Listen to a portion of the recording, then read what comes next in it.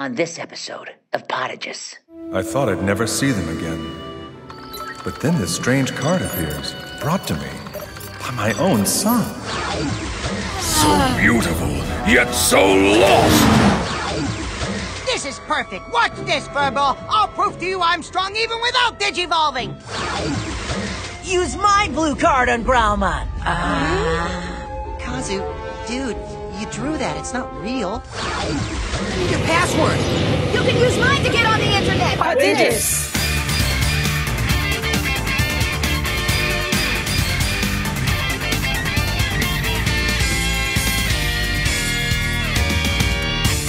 Welcome to Podigious episode 305. I'm Blue Card Dabba-dee-dabba-die. Tokyo Devas Part 2. Digivice Mechanics, Such a Tease, and Impmon Shrimpmon. Recorded February 27th, 2016. Podigious is your critically nostalgic, analytical tour through the Digimon anime. I'm Jeff Ruberg, and I'm joined by Ashley McDonald. I, in a box constructed of gender norms, roar! I guess that defines you in a nutshell, yeah. And Asher Softman. Oh, don't even get me started on that box. And Andrew Softman. I don't know if I want to go back and play Digimon World DS, Dusk, or Dawn, or just play Pokemon. Pokemon. Don't you dare play Pokemon. This is a Digimon podcast. This week we're looking at episodes 17 through 20. In episode 17, Duel with the Deva, aka Duel with the Devas, Henry comes across a shady card, which he doesn't trust, so he immediately tries to upload it into his best friend. The kids take a pilgrimage to Nerd Mecca and stumble across a buy one get one free Deva sale. In episode 18, Digital Beauty, aka Stroke of Luck, Rika and Renamon go on another break, as Rika is attacked by cultural fashion norms and Renamon is harassed by a Devas recruiter. Everyone reunites for a game of Pokemon Stadium, and Renamon converts to Taoism. In episode 19, Impmon's Last Stand, aka Impmon's Poor Life Choices, Henry finally Googles the word Deva, Takato meets a kid who totally isn't suspicious at all, and Renamon tries to prevent Impmon from making poor life choices. In episode 20, Out of the Blue, aka Believe in the Me That Believes in Blue, Mr. Ed Deva, having finished converting to 2x resolution, runs away to pad episode runtime. Henry's dad goes to a union of the Nerdy Bunch, and the kids learn that the secret to ultimate digivolution is blue crowns.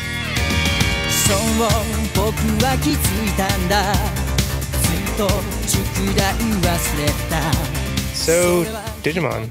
Yeah.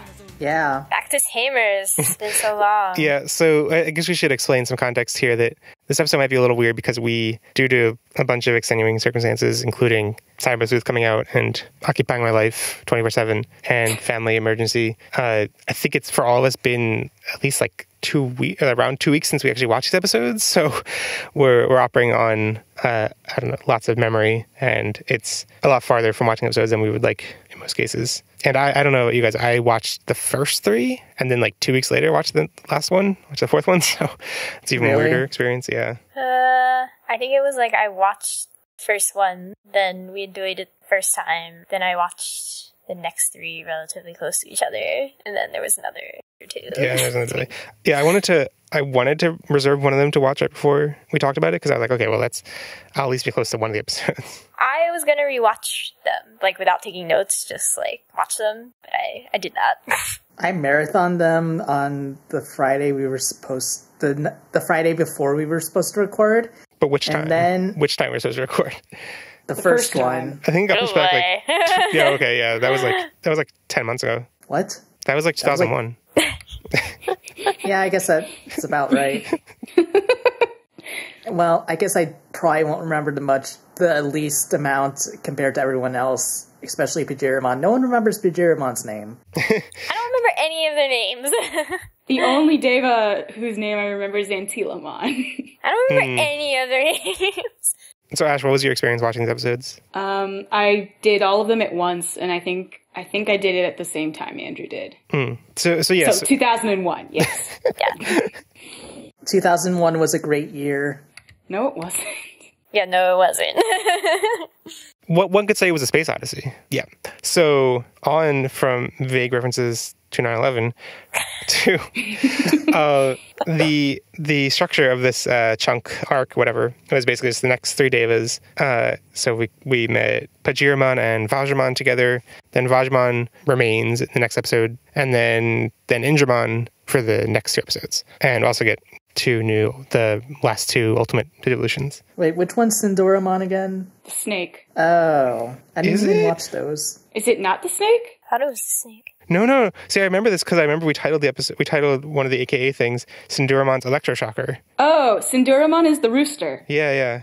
What's the snake? Sandiramon, I think. Doesn't matter. This is so confusing. Snakemon, Roostermon. Well, let's just refer to them by Pokemon names. So like Ekkansmon. What's a rooster? What's a rooster Pokemon? Blaziken. I guess so. Blazikenmon. Would you rather have Combuskenmon? That might make more sense. So I mean, Torchic has to be one too, right? I guess it's just babies. I see why I was confused. The snake is Sandiramon. Yeah, very different, Ash. I'm offended that you got them confused. No one remembers the Deva names. They are so hard. We are realizing this. I am curious if anyone, I don't know if anyone listens to us who watched it, who consumes things entirely in Japanese, especially initially. But I'm wondering, if it's a cultural thing where these names all just sound similar to us because they're all very different from names we're used to, or if even if you speak Japanese, these names sound similar. Well, I think if you're in a more Eastern culture, these names might be more familiar because they're things that exist. Right. They are original names from Sanskrit. But I wonder, even without knowing the names from Sanskrit, if they, being more familiar with Sanskrit names in general makes them sound different. The only thing that can literally be harder than remembering the names of the Devas is remembering the order of the Chinese zodiac. There's an order? Oh, I guess there is, because that's the whole point. Here's an order. I forgot there was an order. I actually think that would be easier than remembering the names of the Devas. Yeah. So do the Devas appear in the order of the Chinese zodiac? No. In the order of what? I was wondering if they appear in the same order as the Chinese zodiac. Definitely not. No, because the first one, not. Because the first Deva that appears is a tiger. The one who, the first one in the actual Chinese zodiac is the rat. Is the rat. Because the rat cheated. Yes. It would have been the rat and then the bull, so you already know it's messed up. Is there even a rat Deva? I don't remember. I don't know. It appears in the Why did Leomon. I close that tab? It's in the Leomon episode. Oh, I didn't realize it was a rat. That looks more like a cat. That's a rat. Right. Because there is no cat. That was just a fruits basket thing. Fruits basket thing. Come on. It's not just fruit basket. It's in the actual legend. Oh, okay. I mean, sure, but the cat is not an actual part of the is the whole point. So yeah, I had a theory about the Devas arc in general, which we'll have to see how the rest of it pans out. Is it really an arc, though? I mean, you like these episodes or the... I don't know. Is it an actual arc or just stuff that happens? I would say it's an arc. But anyway, so my theory is that the wider arc is about realizing the necessity of digivolution, and that these chunk in particular is about realizing the necessity of ultimate digivolution. And it's weird because that's kind of frustrating as a viewer because we know that. That's been set up by the first 2 seasons and almost every season of Digimon. But the characters in universe don't get that, and I think that's logical to do. But it's ultimately frustrating because it's let's keep fighting this Deva as rookies, and then be oh wait, I guess we need to Digivolve the champion to help. And oh wait, I guess champion isn't enough. And it's we know that, but well, you'd think they would know that too because they have the Digimon card game and they have the Digimon series, so they should know. But that's a good point. This ties much into my thoughts about the Digivice Mechanics topic. But I don't want to go there. Okay. We'll hold off on that. Yeah. I mean, I guess I only say this now, too. I think it lends a certain thematic coherence to... I don't know how much you guys remember about how this Devas in Tokyo arcs ends, but I mean, it certainly would make sense if the point of it is to illustrate the necessity of digivolution, given... I do not remember. I don't remember. They don't say anything. I mean, I think you remember... I mean, you can tell me if you want. I think you remember that it happens. I don't remember if you remember, when it happens. I mean, yes, I remember that the arc ends at some point. No, I mean, do you remember who was kidnapped? No. Okay. Oh, maybe? I know. Okay. Wait, you mean in a few episodes, right? Yeah, it happens pretty soon. I'm not used to tipping around in spoilers like this. Was Jerry the correct answer? Do you mean when the one the monkey kidnaps? Yeah. Okay, I do remember. You're not confirming whether I'm correct. No. Oh, No. not confirm nor deny. Calamon. Okay. Anyway, my point is that given what's going to happen in the future, there is a certain. It would make sense that this arc is set up to establish that they have a dependence on digivolution. Yeah, but it's also pretty bold. The way digivolutions are paced in the series totally breaks the mold of Adventure and 02, and I think what they use in later seasons, because like Except Cross Wars. Cross Wars doesn't count when it comes to norms. I can't speak too specifically because I don't remember all the specifics, but I think it's still, like, in the way that I'm talking about, I think it still does fit the norm in terms of, like, we get an ultimate digivolution and it doesn't show up again for until 6 episodes later. You know, it's not like, oh, you unlock a digivolution, then you use that every episode from then on, which I think, even though they don't have, like, standard digivolution, I think Crosswords still fits that, like, we unlocked a new form, let's keep using it. Can you confirm that? I don't know. I feel like Cross Wars was more in line with Super Sentai when it comes to that, where they have a form and then they get like more stuff for that form. Right, but I think they keep using the form until they get new stuff, and they keep using that new form, and then. But anyway, like it's been a while. Yeah, it's been a while. But it's like I appreciate that this different pacing keeps things fresh and unpredictable. But like I don't know, it's just. I feel like it's ultimately disappointing given the mold we're used to. Because it's like, oh yeah, we get Ultimate Digivolution, and then we don't see it. We get the champions, which, like, in comparison, don't feel as cool anymore. It's basically break glass in case of emergency. It's kind of like that in a sense. And it definitely gives more importance to them. Like, it's a bigger deal when the Ultimates come back. If it's not like something that they just have in their arsenal every episode. Okay, so now on to our favorites. Ashley, who's your favorite character? Who's your MVP? MVD, sorry. Yeah. As our friend Terry would say. No. I have to go with Renmon because all that sass. She, like, is sympathetic to Impmon, but also kind of not. She gets shunned by not having a CGI Digivolution, but, 15 years later, that comes to her advantage because it looks better. Yeah. So good on you, Renamon. Good on you. And do you have a favorite episode? No. Okay, so Ash, who's your MVD? I would actually also have to agree with Ashley on Renamon for 2 points. Pretty much the same reasons. She just did the most in these episodes. She was like, I got this crap together. Like carried the day. It was very, like, smart and brave of her to try to get more information out of Bull Deva. Vajramon. Whatever. Unfortunately, he's the only one I can remember. For some reason, his name has always stuck with me more than, like, Indramon and Vajramon for some reason stuck with me through the years. That's very strange, because Indramon I forget as soon as we stop saying it. Vajramon, like, is more memorable. But, yeah, like, Renamon, and then, like, if I can have a runner-up, Henry, because he actually, like, gave us some access into plot. I mean, if I could have a runner-up, too, it would be Rika's grandmother. Rika's grandmother is the only best. one who is like, you know what, I figured all my feminism out. Like, I've got it, guys. Yeah, she's the only grown-up I am 100% okay with. Yes.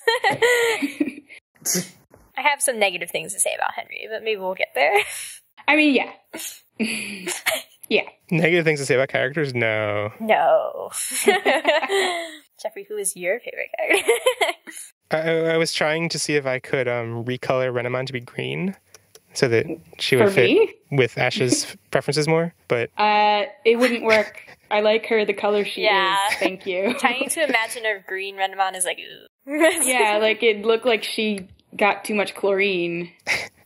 But I realized I didn't have the skills to... It wouldn't go with her purple marking. Yeah, it just wouldn't work out. Wait, Ash, did you have any other favorite, like, episodes or things or anything like that? In general, I thought this arc was like, oh yes, good, finally we're moving along, but like so many things happened in these episodes that was just, that I don't want to pick a favorite. Okay, and Andrew, who's your MVD? I don't actually know, but it might be Renamon or Henry like everyone else.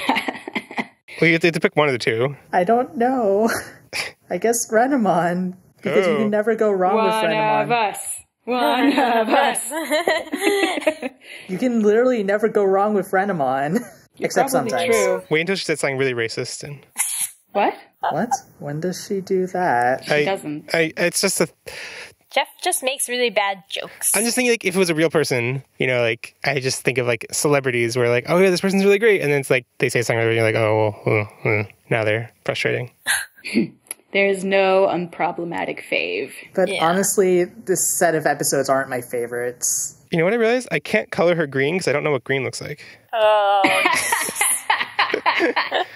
I'm like, is this green or this is red? Okay. Oh my god.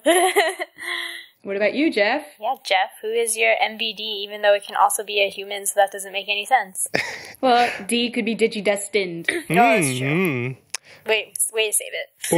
or Damer. No. It's like you wrote Tamer, but then you put a Dakuten on the Is it the Impmon? T. Yes, it's Impmon. Of course, it's Impmon.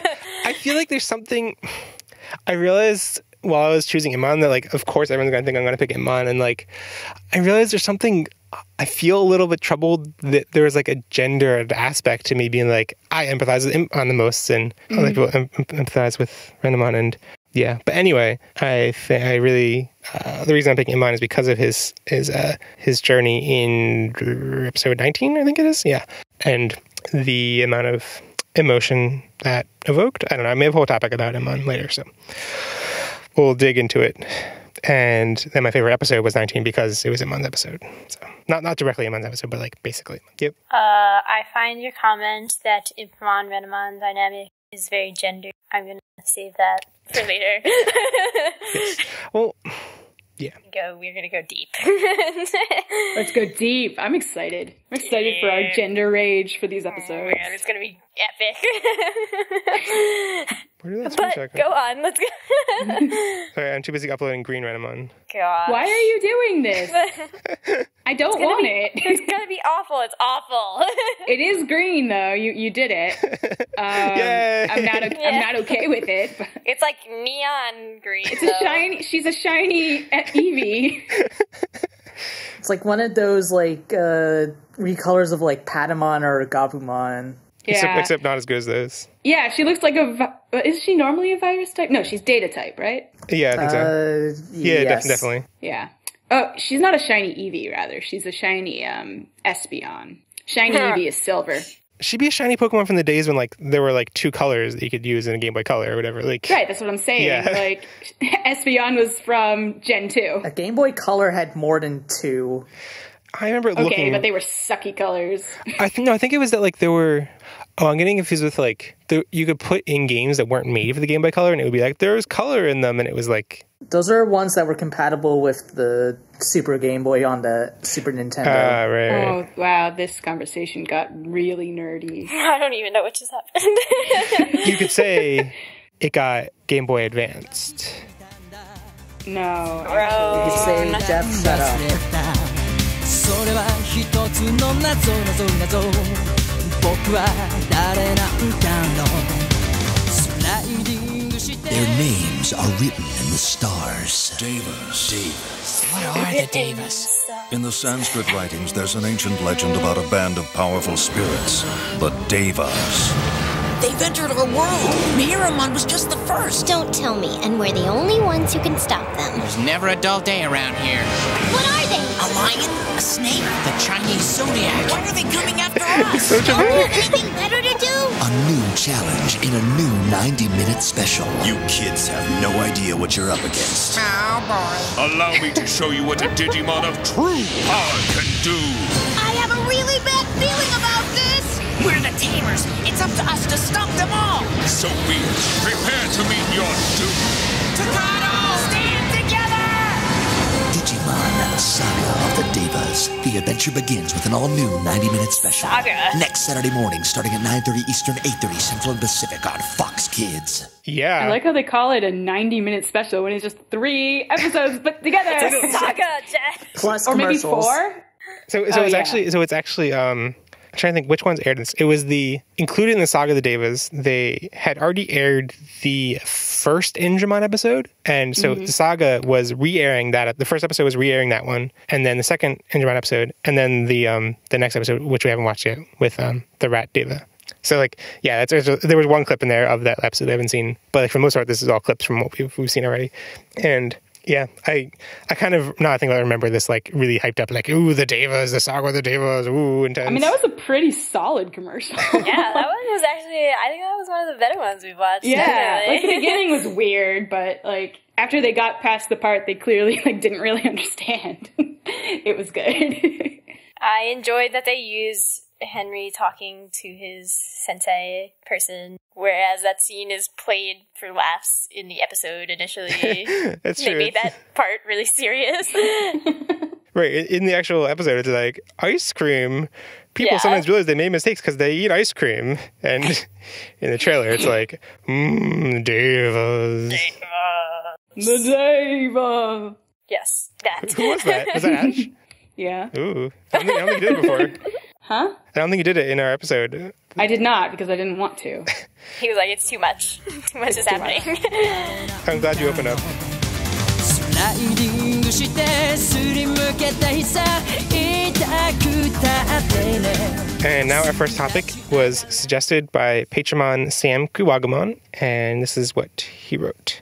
This season introduces a new Digivice and subsequently new mechanics, Digimodifying / another concept which won't be revealed until later on, but I won't mention because spoilers. So what is everyone's opinion on this season's Digivice compared to seasons 1 and 2, i.e. how they're physically used instead of just needing to be on your person, what determines what color you get, which is a bit petty, but seriously you'd think it relates to Digimon, but Rika's is blue, and Digimodifying as a mechanic and how it compares in use and strength against other mechanics such as armor evolution, etc. So yeah, there's a lot to unpack there. I mean, I guess one thing you could say about Rika's is that it's blue because she's the mat, right? She's the mat? But no, but the show doesn't treat her like the mat. I mean... You don't think so? She's emotionally like the mat, maybe, but she's not like Takado's mat.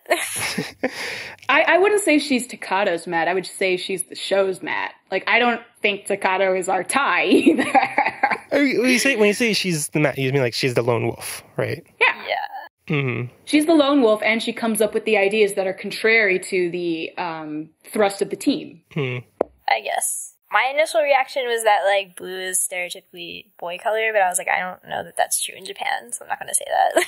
Yeah, I don't know. I never really have read into or even noticed, to that matter, the Digivice colors that much. Really? Yeah. But, like, it does make, like, Takado's is red and Henry's is green. Yes. Yes, you'd expect it to be so yellow. You expect Rika's to be yellow, yeah. The thing that it's making me realize now, though, if one of them is red, one of them is green, and one of them is blue, that they might be going for the RGB color space. That would make total sense, I think, from looking at, like, when constructing this season. I guess it's just kind of weird, like, they didn't actually choose those three colors for the Digimon if they wanted to go for the RGB theme. Like, it feels like the weird, like, why is Hawkmon the only, like, person matched up with somebody who doesn't match his gender thing? Like, why do they keep doing this to human female characters get, like, weird things that break patterns? Well, I don't know. I guess because I always considered Rika as, like, the spiritual successor to Matt, probably because of that color thing, because that's the thing that I notice. Like, I liked that she got blue because it meant she did have equal status with the dudes, which did not happen last 2 seasons. I will buy Ash's theory about that. And also, like, red and blue are, like, traditional hero colors. So, like, they had to have someone. The only thing I struggle with is that, like, Henry is clearly, like, Takado's secondary, which then would make me think that he should get blue. He's kind of... I actually kind of feel like Henry is Takado's Izzy. Oh, man. I mean, I don't know how much we're on this route of, like, you know, direct comparisons to the character, but like, they definitely all have shades to these other characters, and I feel like the one place where, like, they really reveal their hand about whether Rika is, like, the secondary or tertiary character to Takado, because, like, I always thought of, like, you know, Henry and Rika as being fairly equal, and you know, if there's anyone, like, it's like secondary, it's like, you know, if like Henry maybe a little bit just because like they have a closer relationship at the beginning, but like that doesn't really like that they're basically equal. But like I think the CGI Digivolutions, which only War Growlmon and Rapamon get and not Daumon, I don't know, anyway, we'll get to it later. Like that really reveals their hand that like at least the show's production considers like as soon as that happened, I was like, oh, you just placed Rika as like, you definitely were like, she is third string on this team. Yeah, it's just awkward because I know it makes sense for I know like Metal Garurumon gets a CGI Digivolution and like, so it makes sense in that context when you only have 2 Mega Evolutions to like, you know, CGI animate both of them. But it's just weird when you have 3 to animate 2 out of 3 of them. Like, yeah. But as Ashley mentioned in general discussion, like it is kind of awkward in retrospect because it's like, well, then hers ages the best. Like it looks the coolest in retrospect. Yeah. I mean, I'm pretty sure it looked the coolest in the first place, but yeah, I don't remember the CGI. I never liked it. I kind of don't want to look this up because I want to like see it in the context of the show for the first time in the past whatever. But I recall the Warp or whatever the Mega Digivolutions being CGI and really really liking them. Even though I think now I'll see them and be like, wow, this is really bad CGI. The Warp Digivolutions in season 1? No, sorry, in this season with like Gallimon and. Oh yeah, okay. I remember specifically like Gallimon's. Yeah. I think I had like as my form avatar Gallimon's Digivolution, like as a giant GIF, and oh yeah, those are the days before GIFs fell off popularity and then came back. And yeah. So more things that Sam brought up. I really do like how the Digivices are used physically. Like they're actually a mechanic that feeds into the connection with the Digimon, and I think also in addition to like the literal mechanic, I really like the theme of it being like a way that like it actually is a thing that allows the kids to feed back information to the Digimon, as opposed to before it's just a thing that you have and then it does stuff and but like this it's like it is a direct feedback mechanism. And I think what we kind of see with the blue cards in this arc is that in some way it doesn't matter what the actual physical card is, but it's just the kind of the feedback that you're sending to the Digimon. And right. Okay, this feeds into, like earlier you were like, it doesn't make any sense why like they played this card game, so they should know that rookies can't be ultimates. But I think that is not the logical conclusion of Digimodifying. I think that them having played the card game and having all those Digimodifying cards like implies that there is strategy that can happen in that card game so that a rookie could beat an ultimate. And like I think the show purposefully sets up motivations that make them want to Digimodify their Digimon to try to beat ultimates rather than Digivolve, because they introduce the whole Digivolving is a pain thing. That makes sense. That they go through. Yeah, so like... Yeah, I think I've played that game a long time ago. I'm pretty sure it is still not very possible for a rookie to beat an ultimate.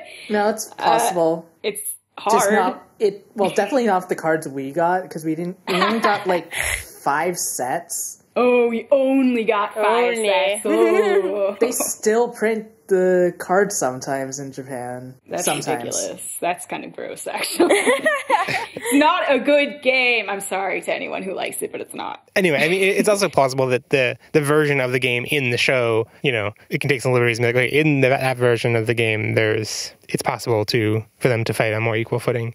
Maybe. And I mean, these guys are also better at the card game than Andrew and I were, probably. Rika for sure, but I don't... Yeah, but that's like, shouldn't Rika be really... Like, see, Rika is just... They talk her up so much as, like, yeah, Rika was the best at this card game and, like, all these things. But then she's no better at using the Digimodify cards on Renamon than anybody. Later. Yeah. But... So, I think this is a recurring thing I probably mentioned in every episode, just that, like...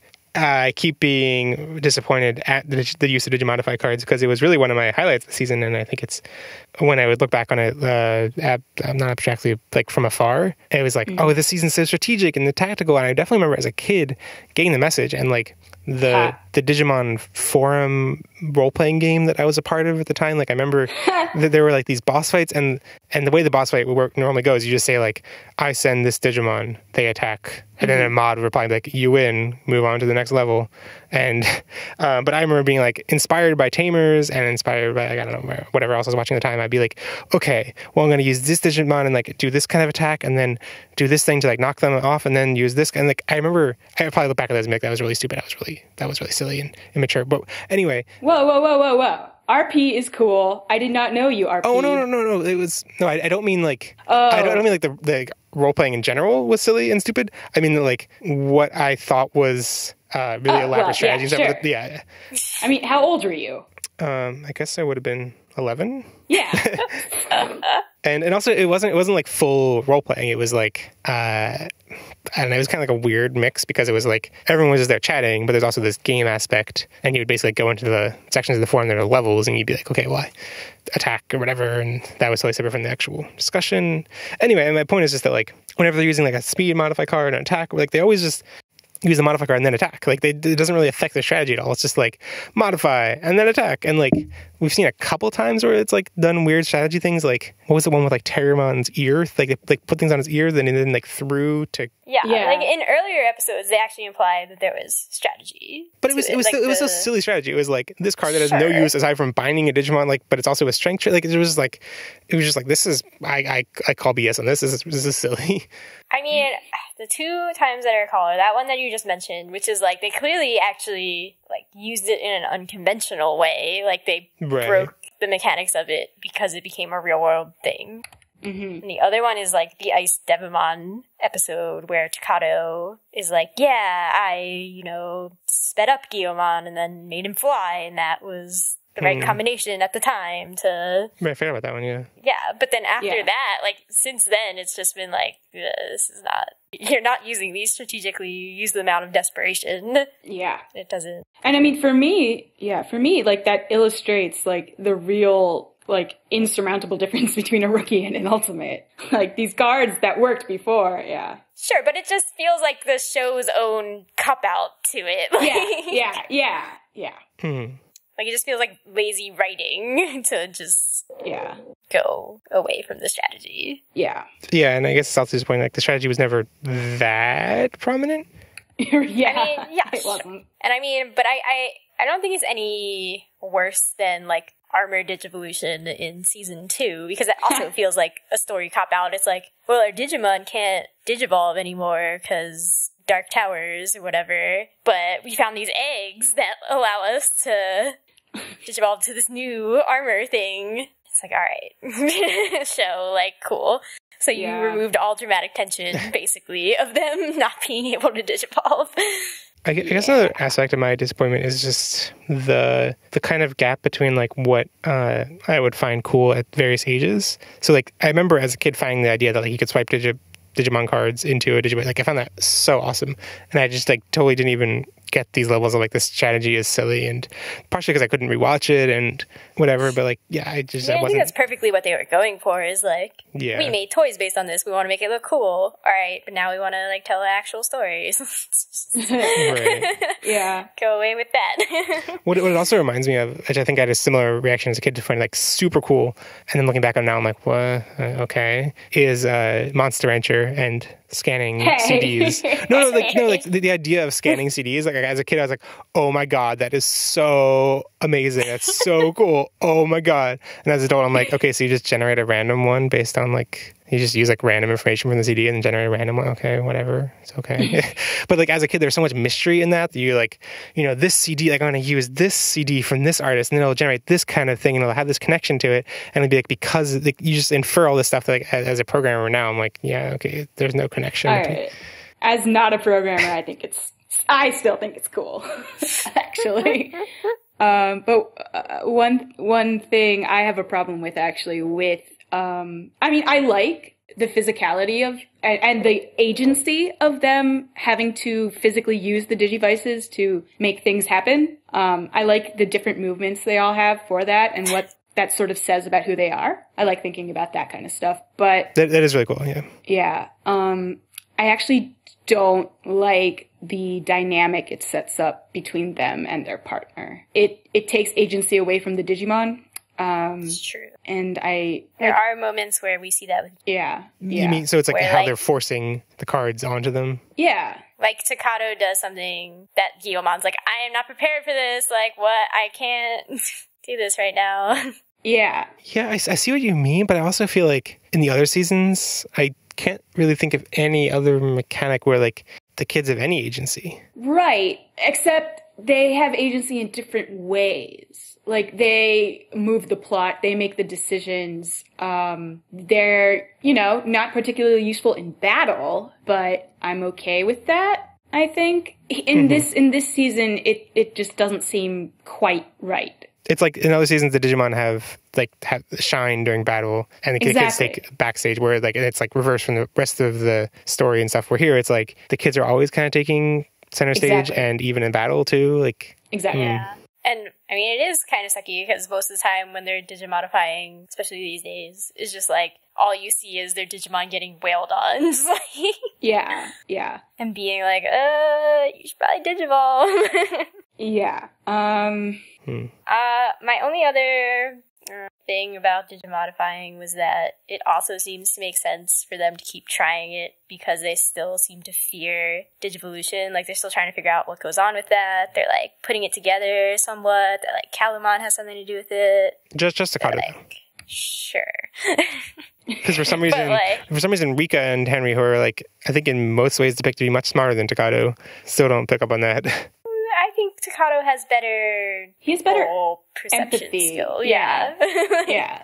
Like, Henry's too busy, like, being in his own head and, like, making decisions for people. And Rika is just not good at that. Yeah, Rika's not good. That's true, yeah. It's different kinds of intelligence. Yeah. I think also Takato still has spent the most time with Calumon. Like, Calumon also likes Rika, but... Yeah, I guess I wonder, like, there's any... I was going to say, is there any aspect in a way that, like, the kids and Digimon could both have a similar level of agency in fights without it being, like, the kids forcing things on the Digimon? And I realized that, yeah, there is, and... Digimon Sabers! Are you thinking because of Masar or because of Marcus? I am thinking solely Masar. I didn't see enough of Sabers. Nah, Sabers is kind of like Tamers in a sense because they can only digivolve with the help of the Digisoul thing. But I mean, the Digivolution is always gated by the humans. Yeah, that's always been... No, but it's like you can control when to do it. I guess. I think it's always kind of the case. Like, they always do, like, the human will be like, and now Digivolve. Like, I think that's always been a layer that's present. What's weird about this is that it's like there's that plus all these other things that are added at the humans' best.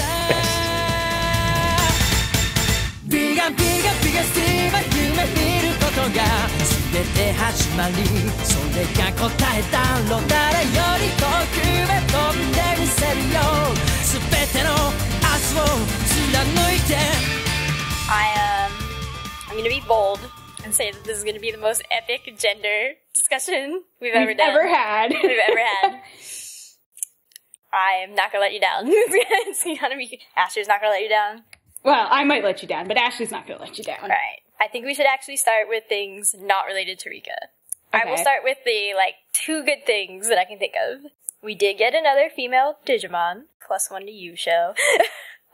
Who is the Podigious, right? Yeah. Okay. Oh, right. Yeah. Right. So I'm pretty positive that at this point we have actually encountered more female Digimon, or the same amount of female Digimon in this season, being like a third through it, as we have in the past 2 seasons. So that's good. Toei's notoriously bad with that. Because the same thing happens in Sentai. There's improvement. The other positive thing, of course, is always Rika's grandma. She's dope. She's like, hey, daughter, can you, like, chill out? Like, Rika is her own person. Mm-hmm. Like, she'll figure it out. Stop forcing your girly crap on her. She does not like it. Yay, Rika's grandma, the savior of everything. Gross things were definitely Riley's episode. Oh, God. It wasn't only an episode. She had, like, a little clip or, like, segment. Well, that entire clip was unbearable. And the whole thing was bad. What exactly happens again? she's swimming, and the other women there are, like, gossiping about her. They're body shaming her. Yeah. I don't remember specifically what they said, but I think it was something like, she's so skinny, oh my god. I don't think they were body shaming her. They were jealous, and they were promoting a culture. They were jealous, but also then trying to, like, make themselves feel better by putting her down. Yeah. They were, yeah. So, you know, there's that culture of girls having to compete enforced there, and and then, like, they started talking about dates, and guys ogled her, at least that one dude. No, dudes ogled her. Yeah, I think that happened. The camera ogled. The camera definitely did. Ugh. How old is she supposed to be? She's grown up. Yeah, but how old? Like in her later 20s? Yeah, I don't know if we get any signs. I would have interpreted it as like later 20s. Yeah, I would say later 20s, early 30s. She wasn't she's not married, and I mean that's more of a big deal in Japan than it would be here. One other thing, not related to Renamon or Rika, that I duly noted was the gay men in fashion stereotypes that happened in the Rika getting dressed up episode. I didn't even read that as gay. I just read that as like silly. The first dude that they encounter, the one who's not the like actual camera guy. The camera guy was creepy. Right, I remember the camera guy's creepiness. I guess I forgot the guy before that. No, there was some like producer guy who comes in before and has like a very accented gay stereotype voice that apparently nobody remembers except for me. I mean, I remember him. I don't remember his voice.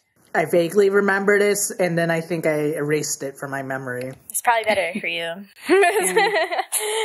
Quite honestly. And then, I mean, generally, throughout that whole episode, there's, like, gross things that Rika's mom says that I don't feel like getting into.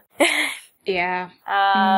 Then my whole impetus behind this was mostly concerning Rika, and initially it was about how she gets teased. And the show is very clearly trying, like, it makes Rika's whole issue revolve around gender stereotypes, which is not bad in and of itself. However, the show it is not breaking those stereotypes by pointing them out to you. It is not trying... Well, I mean, it is by showing that she's different from those stereotypes. That's breaking in a way. That's showing that you can be unlike those. But that just feels like it feeds into the, like, I'm not like other girls narrative that is also really BS-y. Yeah, and also, like, yeah, that's actually what it is. It means that all girls are expected to be like this, and yeah, this is what she's just has to expect of her future. Yeah, and it's just torturing Rika with it. It's like, Rika, you can't escape. Yeah. But specifically, it's like, see, I know that people are like, but Ashley, it's good. I'm like, but there's something about it just really does not come off as good for me. And I have a lot of complicated feelings about it. And I think what I found interesting about Jeff's Impmon, Renamon, because it happens with Renamon too. Like, Renamon is hit on by Vajramon and, like, all these things. I'm just like, why is this happening to you, Renamon? Like, I don't know if that's quite being hit on. It was, like, being sought after for her power. No, it was always couched in, Renamon, you are so beautiful. Oh, I may have popped that out from my memory. It's like, yeah, he sort of, like, made power beauty something to be objectified. He was still viewing her as an object, even if the just like the standard of beauty was different. Oh, yeah, even if there weren't any like beauty, power, or conflation, like the way he was just like, you know, you are a powerful thing, I want you, is very objectifying. Yes. Okay, so one thing I think is the problem is that even if it's trying to be subversive with Rika, like, even if the show is trying to portray Rika's struggle... But I think if it's subversive on, like, a very basic, like, we were mentioning that, like, I'm not like other girls narrative. Like, there's the base, like, most common narrative, which is, like, this is how girls are. And, like, it's just, you know, from a lack of highlighting women and things like that occurs. And there's, like, a second level, like, being a little bit better, which is, like, okay, here's one girl who acts very different. And I think that's the level the show is at right now with Rika. And then, like, you know, much better than that is to, like, show a variety of different roles, just like we give a variety of different roles to men and boys, like, and... Right, okay, I have many feelings about everything you just said. Okay, so the first one is that, like, it's still, even if they try to do those things with Rika, even if it's basic, that can be good, but I feel like the show undermines it by doing all the crap that I just mentioned before, which is like, all the adult women, aside from Rika's grandmother, like, also deal with this crap, and, like, not in an examined way, just like, this has happened. Like, those dudes and those women, I do not feel were portrayed in the show as being wrong. Like, they were just shown as objectifying Riley, and the way the camera angle looks at her does not imply that those actions are incorrect. Yeah. And we have seen that dudes sort of treat Rika and definitely treat Renamon in those same ways. So, like, the show has nothing to say about that. This is just like, that's what being a girl is like. But I mean, I think I just think there's like a little bit of a flaw to the argument, because like, I think there is something too valuable to be said in depicting it to show what the plight is like from that perspective. But I feel like it's not really going into that much, so I don't think that's a... But it doesn't go into it at Right. all. It's just like, Mr. Mori and Mrs. Saji, like, have a terrible, awful gender dynamic that is just played for laughs.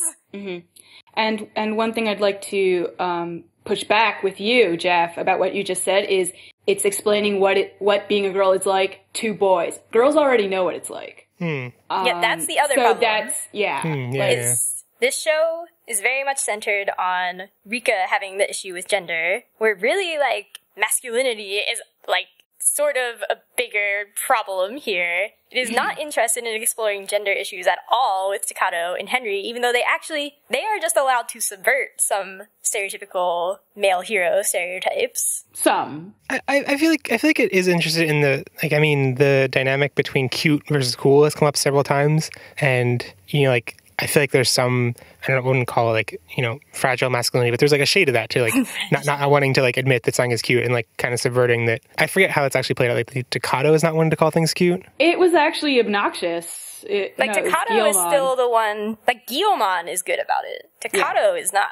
Right. Takato's awful about it. Yeah. Takato's actually probably the worst character about that argument. About that. Yeah. I guess the takeaway I got from that was that Takato was shown to be in the wrong for being afraid. But maybe, well, he was in the wrong. I don't think Takato was shown to be in the wrong in that scene. Yes, especially for the child audience. Yeah, and like Guillemon's cute and actually really great and pretty wise for his actually being a baby, but like he's not portrayed as intelligent, so his opinions don't really matter. That's true. Yeah, and it's like you can personally choose to agree with anybody in the triangle that you want, but like I don't think the show tries to make a deep commentary on any of the three opinions. And if anything, it might be showing that like, oh, Guillemon is naive and like silly for thinking that as a boy he can refer to things as cute or whatever. Yeah, like it just shows, oh, Guillemon is cute. And if you're supposed to believe that Takato is his like parent or brotherly figure or something, like Takato telling him that he is cool and not cute is supposed to have more weight than Jerry's opinion on the matter. Yeah. Hoping there's more evolution to Takato's opinion in that regard.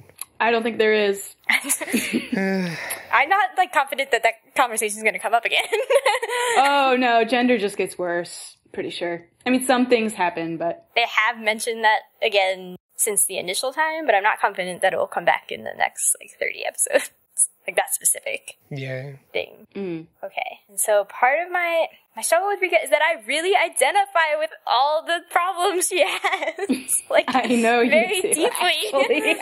Right, so that's the other, like, I totally agree with Ash's point that, like, my perspective, it shows what it's like to be a girl, and that's very informative. Like, that's coming from, like, I hadn't realized how much of that's, like, a male perspective. Like, oh, yeah, it's so valuable to get this perspective. And it's like, it's only valuable to guys. Like, girls it's only valuable to you, Jeff. Yeah, I'm like, I've seen this story. It is my story, and it hurts. Like, stop. But I'm saying, like, from that aspect of it is only valuable to guys to, like, inform them. But isn't there, like, you're saying this is valuable to you on the level of, like, you resonate with her because of the things she's going through. Like, isn't that right? I know. Okay, so this is my struggle. I've literally written, like, shouldn't I feel less alone? Because I'm shown that, like, Rika also goes through the same things. The things being, like, you are masculine, you are ridiculed by men still, because you are not, in fact, a dude. And you are, like Rika is not shown to have any female friends aside from Renamon and her family, who have varying degrees of greatness and crappiness. And so, like, she's always caught in this middle. She always gets teased, which is exactly what I went through as being somebody her age. But it's just, I just feel like the show is not, like, rooting for her, really. Like, at its heart, it's not. It's not showing her a way out, really. Yeah, like she's never given a way out of those things. It's just kind of like she becomes friends with Takato and Henry, and that's nice, I guess. But it seems more of a, like, obligatory thing, and the thing where if you hang out with people, you change subtly, or perhaps not so subtly, because you're interacting with different people, and that's just how humans are. Like, Henry and Takato just hang out with her because they're like, well, Rika has a Digimon, like, we gotta be a team. I mean, it's clearly going, and has been going, for the tsundere character arc, where she's, you know, like, cold and isolated on the outside, but, like, inside she, like, you know, has this soft side and stuff, and there are lots of, like, issues with that arc.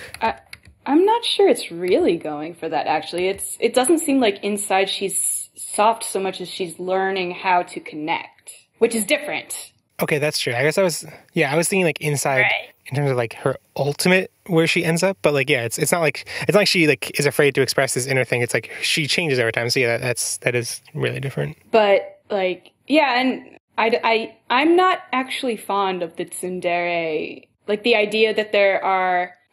So that's I'm trying to see if I have a problem with like, archetypes in general like that, or the fact that tsundere kind of comes from a harem anime idea. Like, that's mostly used to refer to a type of girl where that type of personality is attractive and cute in a way. Like, cute in a belittling way. Yeah. It trains people not to listen. Right, it's a cute in a, like, that's not your real nature kind of way. Exactly. It's other people telling that person how they feel, not listening to how they express themselves. Which I guess is, like, that. I think that's kind of exactly what I feel, what makes it feel so similar for Rika. Because even if she isn't, like, doesn't have, like, a soft center right now, it's like everyone's still telling her, like, oh, Rika, you have emotions, like, and so, like, eventually she ends up in that place anyway. And so it's that same kind of, like, reaction, even if she's not the tsundere archetype herself. It's sucky. Yeah. It's so sucky. But I also struggle with that because, like, I do think that, like, you know, human connections and emotions are important. So, like, I value those things. But then, yeah, I find it weird to have those things forced on her, and especially the teasing with it. Like, the teasing I find, I think actually, I can't remember if you mentioned, I don't think you mentioned this actually on the podcast yet, but, like, in, like, our discussions beforehand, like, it's kind of like once she starts off from a position of being like, I'm cold and isolated or whatever, if she shows any emotion, like, she's kind of screwed, but it's like, she shows any emotion, she's teased for it. So, like, she can't open up, or else she's teased for opening up. And then, like, it's just like she's trapped and... Right. This was the impetus to this was actually, I'm trying to find exactly what I say about this, but there's definitely a specific scene where Henry, like, Rika says, what does Rika say? It was the episode Out of the Blue. Which one is that? That's the last one. The last one. I think they're referring to, it's when, like, Impmon's been beaten up, and then they're like, she and Henry are searching for him afterwards. And she expresses concern for his well-being. Okay.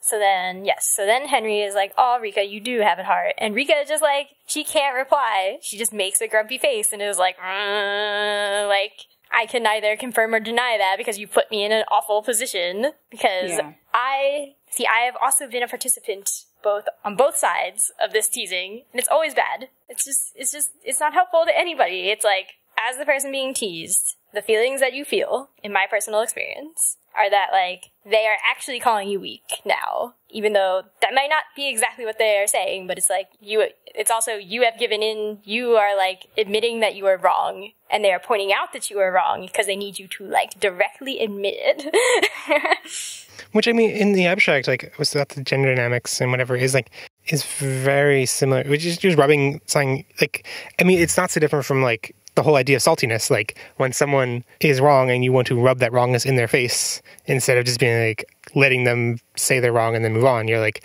but you really want to... yeah. But, like, in this specific context, it's horrible because then, like, what are you trying to achieve with it? Like, you want the person to go back to being a grumpy grump face all the time? Like, I don't understand.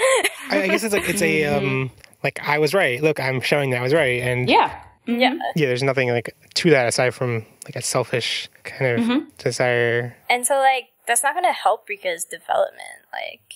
Right, and I feel like that's very different from the teasing that anybody does of Impmon, who also doles out this teasing. It's just like, I don't actually know what to make of Impmon. I actually don't think it's too different in some aspects. I mean, because, it seems similar to me in terms of, it might be like, I don't need a tamer, and then Ren might be like, oh, you had a tamer, and kind of like, I guess they're being more sensitive about it. Like they're not, like he's clearly in a bad position now. Like I feel like what makes it acceptable in quotes for them to do it to Rika is that like she seems she's in a better place, and they're like, okay, let's rub it in your face how you were wrong, that you needed to like believe in what I value as get this better place. Whereas like Impmon is in a bad place right now, so they're not really going to rub it in his face. They're like, look, you really did need a tamer, like, you know. But even when they had that respite with him, like in the Brewster episode, I don't think that Henry and Takato teased him at all, did they? I don't believe so. Yeah. Weren't they just like, you should do it? Like, it's cute that you're all playing. Like, I mean, I guess I still want to push back just a little bit, because I mean, I feel like it comes from that kind of teasing. I think is only possible when there's like a friendship and familiarity. So it's like, like they're not really close to Impmon, so they can't be like, oh, Impmon, look, like we're buddies, but like look how wrong you were, which is what they're kind of like with Rika. I guess that's fair. I'll accept that argument.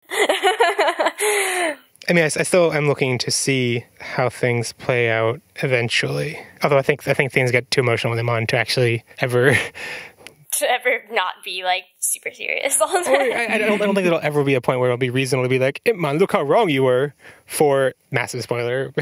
I still don't. I mean, like we all remember like the highlights of the season, right? So, and I don't think we've ever treated it like we're avoiding spoiling the season itself. But I still feel weird not. I feel weird not tiptoeing around the massive spoiler.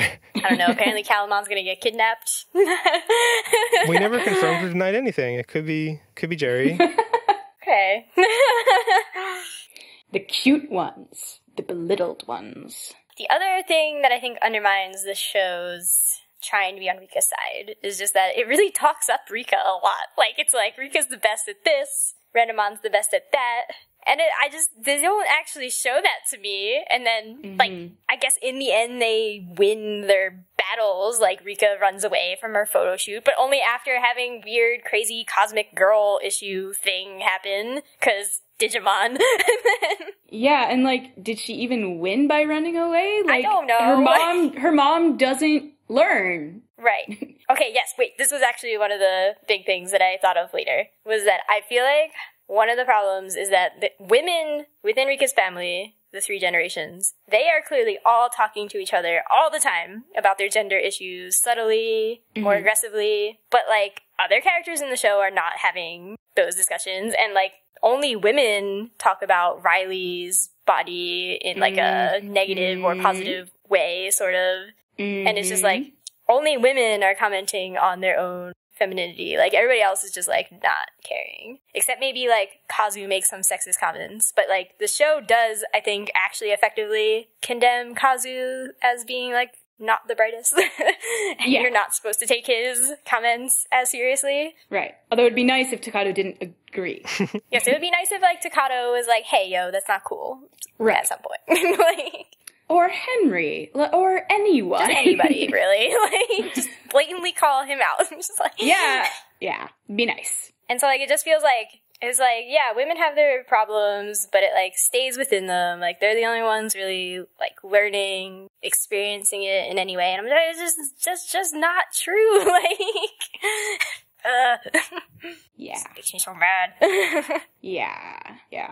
And so back to the, like, and I guess we say, like, Renomon wins against Vajramon in the end. She digivolves, and, like, that's great. But like, it's no different than... It's no different than Henry or Takato. Right, it's like, I don't know, I feel like to some degree the show is effective in hyping them up, because I feel like the takeaway everyone gets from it is, oh, Rika's so cool, Renamon's so cool, even though, like, their output isn't any better than the other Tamers. It might actually even be worse. Yeah, I feel like they're shown, I can't back this up with like concrete data points, but I feel like they're shown in trouble more often. I think they are. I think they are. Yeah. Especially like with Ice Devamon and again, cosmic girl problems. Like, but as we were chatting before, we mentioned that like, I think they're actually, it's not quite black and white, because I think we see Rika fighting more, like especially towards the beginning, like on her own, doing lots of stuff. So like, they do give her some more fights to do. But yeah, it doesn't feel like she, like, you know, it's definitely more talked up than it's telling, not showing. And what that comes across to me as is like, you know, a girl does the same thing as a guy, and it's like, oh my god, we're so proud of you. Like, right, it comes off as like, good job, like patting Rika on the back for like, what? She's just the same as everybody else. I don't understand. Yeah, and like I think there's also a more sinister layer to that, in that girls have to suffer for their winnings. Yeah, like Takato has not suffered much. I mean, he's gotten hurt. Yeah, he's definitely like physically. I feel like he's gotten like he's the only one that like had received physical hits from War Grandma and stuff. He's never had to like have his ideology rubbed in his face. Right. Really. Yeah. I don't believe Henry has either, and he kind of needs to. But like, it's just constant with Rika. Like all her, what do you call them? Important growing points, I guess. Like where Renamon digivolves are really fraught like this. It's terrible. Yeah. Like it always just feels like, I don't know, like Henry and Takato definitely go through things each time they have to digivolve. Yeah, but it just doesn't feel the same as it does with Rika. It's like there's effort and there's suffering, and I think we see more suffering with Rika than we do for the dudes. I think there's also a lot more maybe vulnerability. I mean, you could make a case for Takato, but yeah. It always just feels like her suffering, like she might actually not accomplish the thing. Whereas with Takato and Henry, I'm never like, yeah, Takato, like Guillomon's just not going to digivolve right now. Whereas with, like, the stakes with Rika and Renamon are always like, their tension is so fraught, like, Rika's life is just so fraught with these things always being thrown in her face that, like, one day they are going to break. And, like, the thing that you always root for is like, oh, yay, they didn't break, and now they're good, and yay. Whereas that's not exactly the same tension as there is with Takato and Henry. And at least Takato's physical struggles have always, they feel just a lot more like shonen, kind of just like bear with it, like, suffer through the, like, just like, oh, we're just like, I'm thinking of like One Piece where like Luffy will be like, beaten up so much, but just like, just keep punching a spike wall and like eventually it'll work. And like, it's not really so much like about the suffering and the pain as it is like, just like, if you have determination, you will win. Yeah. And like, you don't quite get that with Renamon. Yes, she gets back up, but you see so much of her lying there. In every case this happens. Yeah. It's like, she has to, like, get it, like, literally rubbed in her face. Like, she'll just, like, get slammed to the ground and be like, you are a petty fox woman. Like, I will beat you up. And she'll be like, no, I'm gonna persevere. Yeah. I guess I appreciate that the Digivolution we get in this episode with Daimon doesn't have quite the same, like, physical suffering. There's a lot of, like, verbal, like, both of them are sought after in that episode. And, like, but yeah, I feel like a lot of our discussion was about the, like, physical. Didn't Cubimon get sort of downed for a while? But okay, see, this is another instance where it's like, Vajramon is like, Renamon, you're so beautiful, you're so powerful, you should be a Devo. Like, why are they recruiting a rookie who has proven nothing to them over what anybody else did? I don't understand. And it's just like... Because quotas, actually. Because they need quotas, the female because quota. She's pretty, like, because she's the only female here. Like... It's because they wanted to recruit the only female away, so then the Tamer team wouldn't have any females, and then they could slam a lawsuit. Yeah. I think it's just another case of, like, Rika and Renamon being played up without us having the evidence for it. Like... Yeah, I mean, So I had stuff to say about, like, the Vajramon winning Renamon specifically. Like, it feels like it fits in a long pattern of, like, it's very similar to Rika being sought after by the partner Digimon. Although in that case, like, Rika did win a tournament and stuff, so there was more evidence for that. And like, Rika being sought after for her beauty by the photographer / her mom. And the main thing that it really reminded me of, which, like, seems like a kind of a stretch, is Kari being sought after by Dagamon and the whatever the things were. And Divermon, Night Divermon. Yeah. The dark ones or whatever. And it's like, it feels like, I mean, I don't know, like, his other works. Like, I try, like, this probably exists plenty in Lane, and it's been too long since I've seen Lane, but, like, it seems like this theme running through Konaka's works of, like, women or girls being this, like, bastion of light, kind of, like beacons to people, and, like, they are like, oh my god, you are Renamon, we must recruit you because you are Renamon, you are Kari, and, like... And it's just weird because it's like, it is kind of like, in a way, depicting harassment, but it's also like, and like, they're good or bad things of that, but it's also just like putting them on a weird pedestal and like... Yeah. It's, I don't know if like there's any good to be had in that, because it's Like any way that translates into real life interactions is not good. Yes. I mean, see, it just seems to be feeding into the terrible things that really sexist people will say of but girls get praised for just being the same as dudes because they are girls, and that is dumb, and they don't deserve it. Yeah, and I guess those people don't really realize how that is that's a positive thing, right? And it's like, no, that's not a positive thing. That adds so many other layers to. It's condescending. It's frustrating. It's definitely condescending. Yeah, and the deck is so stacked. They're not recognizing that. And I think it's you're saying being complimented for doing the same thing. It reminds me kind of the flip side of things I've heard from, I guess, women trying to the most recent example I can remember is I can't remember who it was. Someone I was reading on Twitter who was getting into Netrunner, Android Netrunner, which is a card game, and I think many card games like Magic the Gathering and stuff. It's a very male-dominated space, and she was basically I feel lots of pressure because I go play, and if I lose, then I'll just be oh, I lost because I'm a girl, and there's this intense pressure to win all the time. So you can just be well, I'm not losing because I'm a girl. The bar, in addition to being complimented for having the same level as everyone else, the bar is so much higher for yourself in a way, and to avoid all these same kind of or similar kind of pressures. And And I feel this particular struggle was something that directly came up in playing hockey, where it's I'm competing against only other dudes. The deck is stacked against me. Even if I play as well as the other dudes, that is interpreted actually as playing worse than them. There was one season where there were too many goalies for one team. There were 3 goalies, and there was only going to be one team. So they were well, there are no goalies for the lower division, I was too old to be in this division. But they were there's no goalie, so whatever, just put the girl there, because everybody will agree to that. And I'm I don't have a problem playing. It is not that I would not play for that team, because I did. And we ended up winning the championship, so in your face. And then, the problem was, the process of that was just well, there's a girl, so we can get away with it. It was not let's have a tryout and see which one of them is the best or worst and deserves to stay on the higher team. It was just well, the girl must be the worst. Or if she is the same, then she's still a girl, so that makes it worse.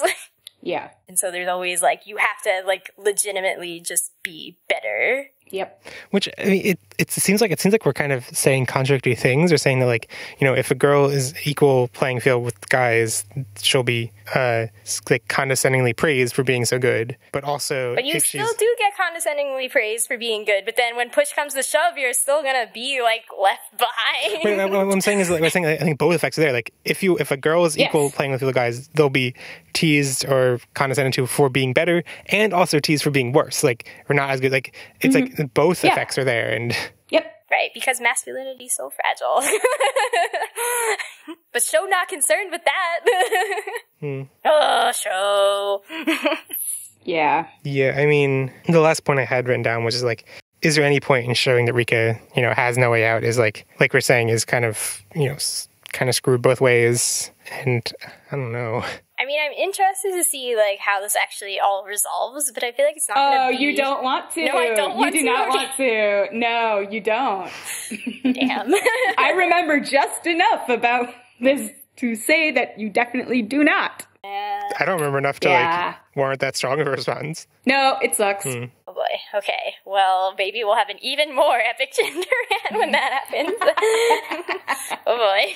I just realized I feel I have the need to add a disclaimer to my previous comment. I think I at least mentioned before, I at least referred to Digimon as gendered, and it's okay, yes, they're going to eventually say in the season that Digimon don't gender, but Guilmon's clearly coded as male, and he definitely has... The show is communicating that he's a male perspective, even if they're going to say later, no, they don't have gender, to kind of free themselves of any of that. Yeah, but, it's a stupid cop-out, and we're going to ignore it. Yeah. Clearly Renamon has a gender. She can try to, pretend that they don't, but that's... Yeah. She totally plays into it, too. I'm curious, is that line also there in the Japanese? I guess we'll find out. I'm pretty sure. Or you will find out. I think it is. Because we don't watch the Japanese. Lost in Translation Mom will eventually tell us. Yes, exactly. I mean, they'll be there by next week. doing like Yeah, 10 episodes a week. They're super quick. That's all I had to say about that. Rika, I feel sad for you. I wish we could hug. No, because she wouldn't want to be hugged, and then you know, tease her about wanting the hug, but we and would then do it anyway. Isn't your point that you shouldn't just do it anyway? I don't know. It's complicated. That's the point. You just have to build up a friendship with her and maybe friend break up like 5 times, and then maybe eventually a hug will happen. But first, she'll give you an energy drink. Yeah. As soon as she gives me an energy drink, I'll be like, I'm in. Like, let's go.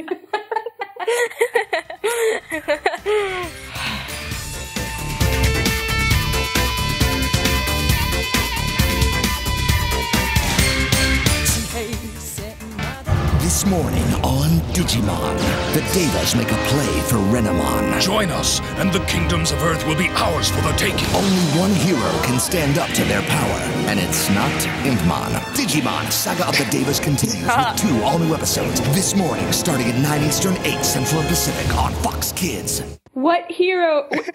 Yeah, I don't understand. Which Who one is of them this is going to one be? hero? I guess I don't know like which episode they were advertising. Like, were they advertising for the first? Were they advertising? Yeah, for the first. Wait, no. This Saga of the Devas would have included the first Digimon episode, so it wouldn't have included the Valdramon, Renamon being recruited thing at all. So like, yeah, who is the one? I guess it's War Growlmon eventually.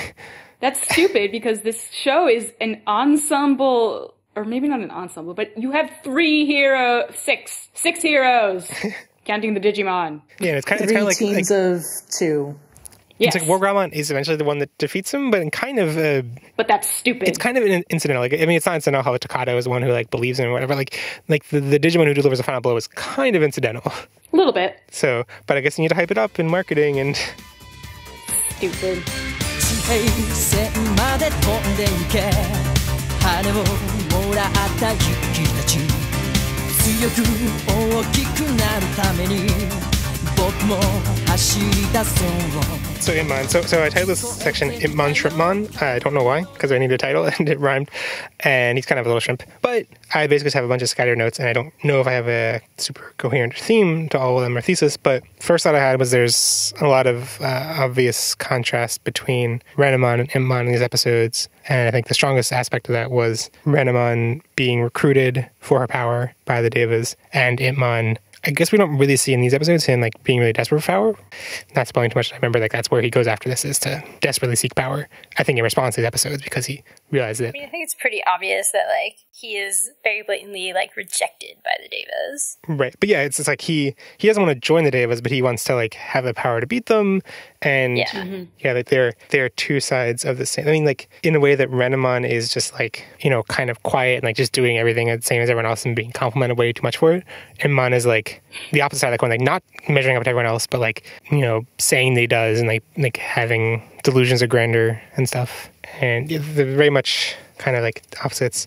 It's weird because like I remember Impmon and like if I were to recall what I thought like the, you know, dichotomy of Impmon would be Impmon versus Calibon, but like these episodes at least made it seem like it was very much Impmon and Renamon. And I think it's interesting how much his philosophies line up with the Devas, kind of incidentally. You know, like the Devas reject the humans because they want to be independent and free of their influence and have sovereignty, and Impmon rejects them kind of for similar reasons, but not because like he has these lofty ideals, just because he's like fed up with his experience with humans and is rejecting against what he's seen. And the other moment I thought was really kind of pathetically cute was, I guess it's the first episode with Digimon, and he's, I guess, frustrated because he had like a first encounter with him and couldn't do anything. So he's just going around jumping on cars, like trampling on their roofs. And I thought it was a cool thing for him to do because it's like a really easy thing for someone to do that causes lots of damage and lots of inconvenience, and also like shatters the illusion of safety that people would have in their cars. But like it doesn't actually require much strength from him, but it's kind of like him maximizing his inconvenience and brattiness without actually needing any strength, which is kind of what he's been all about so far. I mean, it's interesting that you thought that was cute. It's like the contrast between how much he wants to do, but like doesn't actually have the strength to do any of it, even though those things he's doing are really inconvenient and terrible and obnoxious and, you know, causing damage and stuff. But I think it's that like gap between what he wants to be able to do and what he, you know, tries to do to have that illusion of being able to do things. Because to me, that's actually super troubling. That's sad. Because he gets power later. Yeah, and I think this like totally feeds into why he is. Oh yeah. Or like I mean like once he gets that power, like why it's so not good. Yeah. I had this note written down somewhere else, but I can't remember what episode it was. I think it was in one of the later episodes. And I really can't remember the context. I wrote down that, like, I think someone refers to Impmon as being pathetic, and my reading that scene was cute, and it reminded me of, like, the blurring of the line between cute and pathetic, at least in Japanese. Like, so, like, if you have an adjective, like, oishi means delicious, and then you add so at the end, it means, like, it appears, or, like, it seems. So, like, oishiso is like, oh, it seems delicious. But, like, the one exception that I always remember learning in Japanese class was, like, you don't add it to kawaii, because, like, kawaii is cute, but if you add it to kawaii, it means pathetic. Like, kawaii-so means pathetic, not it seems cute. Right. And like, poor thing, yeah. Right. And I think that, like, that blurring of the line between cute and pathetic is, like, really apparent with Impmon. Because what I find cute about him is how he is kind of pathetic in these episodes. Yeah, like, for me, the line isn't so much blurred between pathetic and cute as between, he's been abused, like, fact. But then he turns around and delivers that to other people. It's like his abuse is in a way that I feel like a lot of people might push back and say like it's not abuse, but it's like abuse of negligence. Yeah, no, which is totally real. I would call it abuse. I would not hold the kids really responsible for it because they're like 3. Like, kids don't know how to be responsible towards other people. But like, it was not a good situation for him. Right. But like, I'm struggling because like, I want to be sympathetic, but I can't. I feel bad for him and I think he needs help, but I don't want him to. I'm not forgiving him for what he does. Like, he did cause a lot of damage for a rookie. He like attacked Henry's dad. He ate the kid's ice cream. Yeah, that was rude. All right, he attacked Henry's dad. Yeah, he attacked Henry's dad. He probably, I don't know how much money those car roof damages he cost. Probably a lot. Yeah, and like, I'm sure they actually had to like stop and not do whatever they were about to do because like, what was that?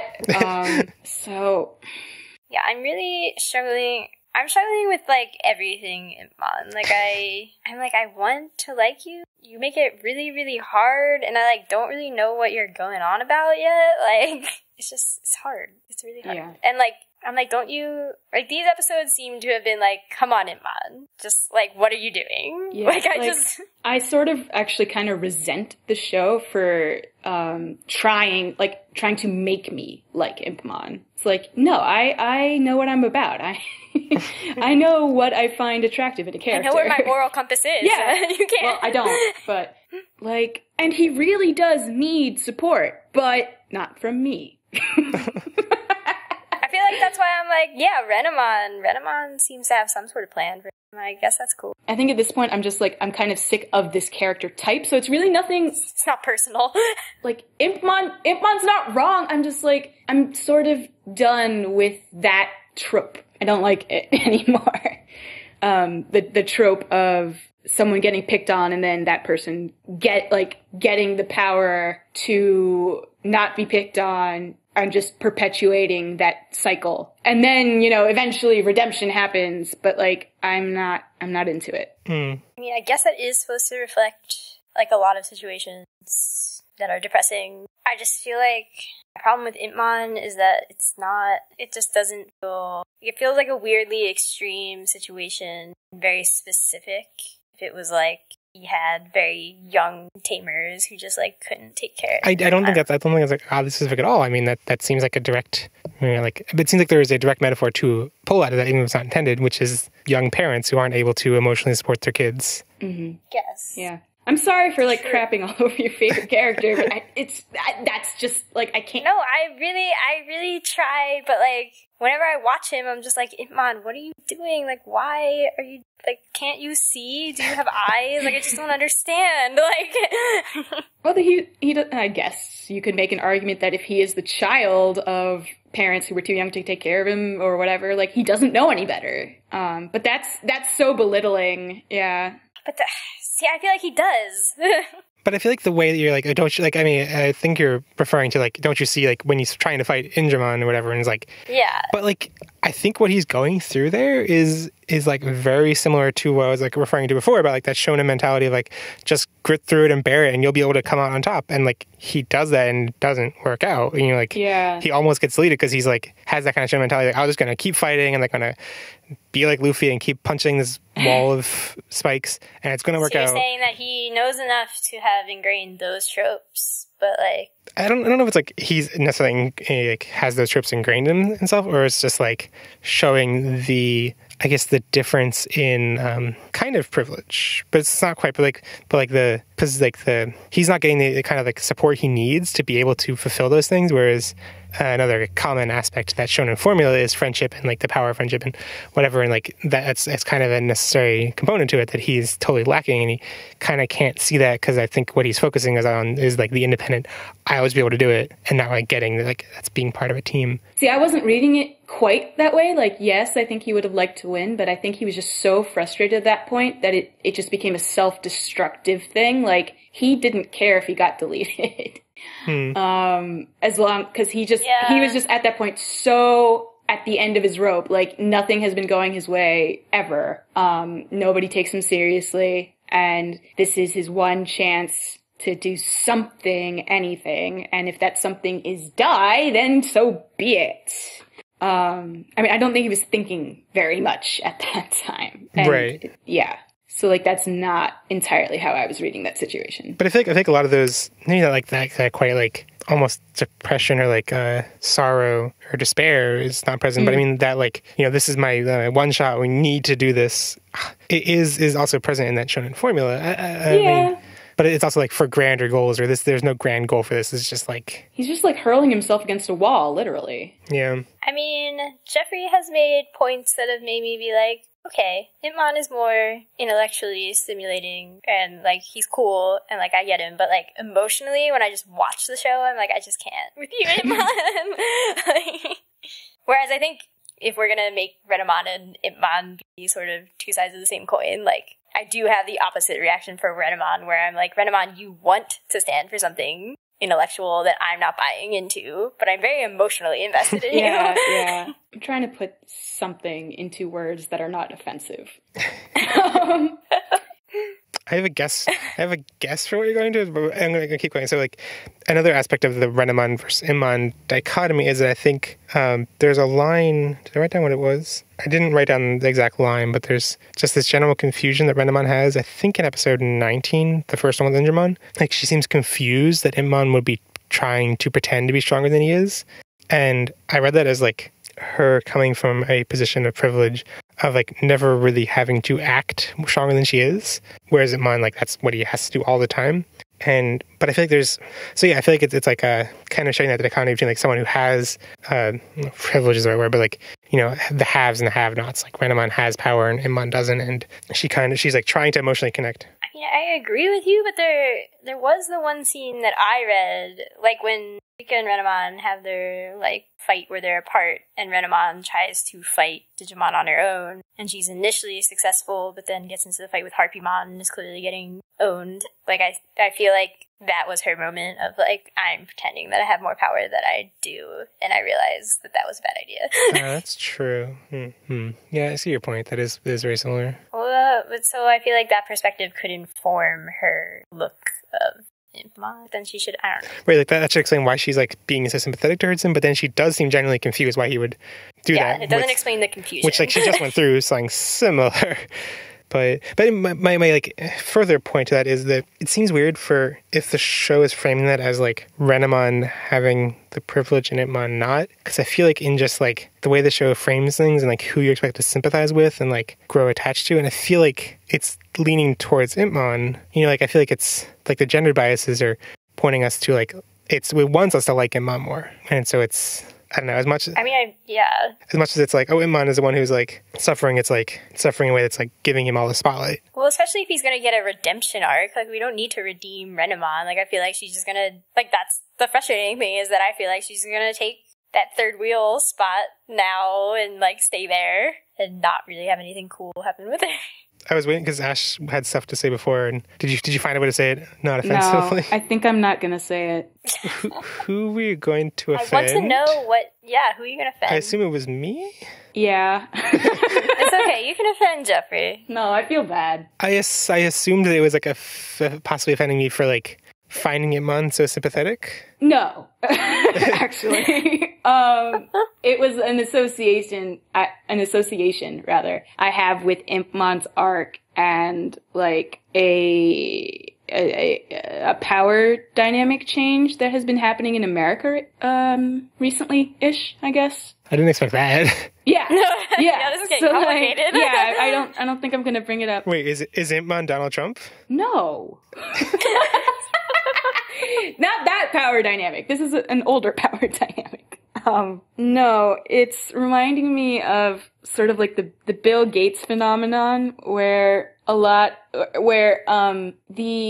stereotypical white nerdy boys, right, that got teased in high school are now CEOs and crap of high-tech startup companies and stuff, and how that is now further disenfranchising other people. And it brings to mind... Further disenfranchising. I assume you've seen The Social Network, where Zuckerberg is like, whatever he said, like, you don't like me because I'm a nerd or whatever, and she's like, and the girl, like, I don't actually remember who she is, because this movie came out a long time ago, but she's all like, no, I don't like you because you're an asshole. Yeah. And that's sort of how I feel about Impmon. Like, I understand where he's coming from and why he does the things he does, actually, I get. I just can't, I can't sympathize. I think the other thing it draws to mind is just like a recent trend in media to like focus on bad boys kind of, and like the more like anti-hero and like sympathize, like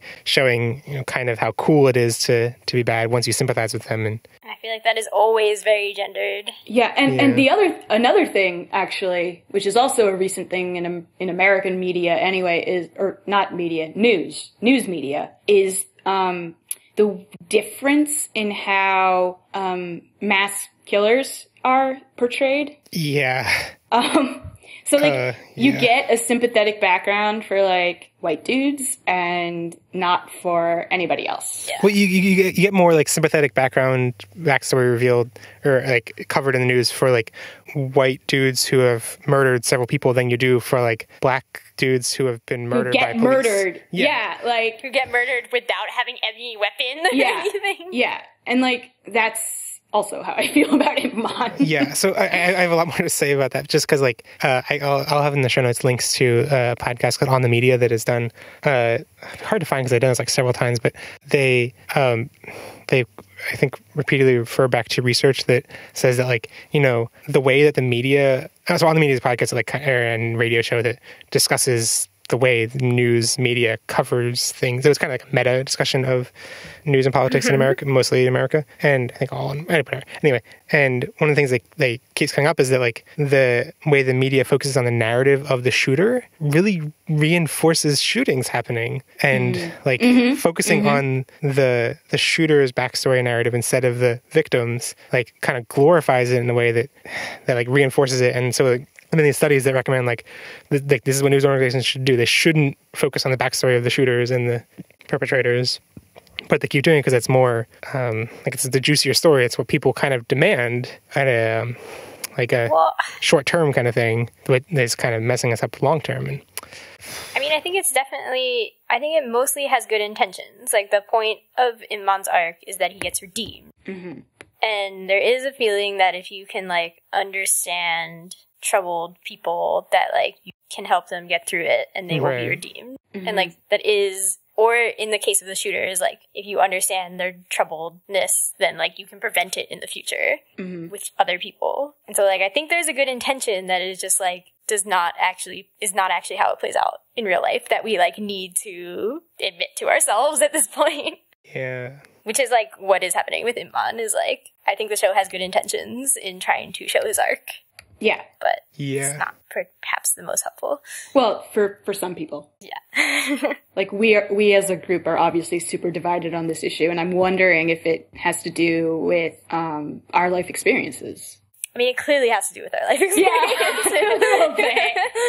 Maybe. I don't know.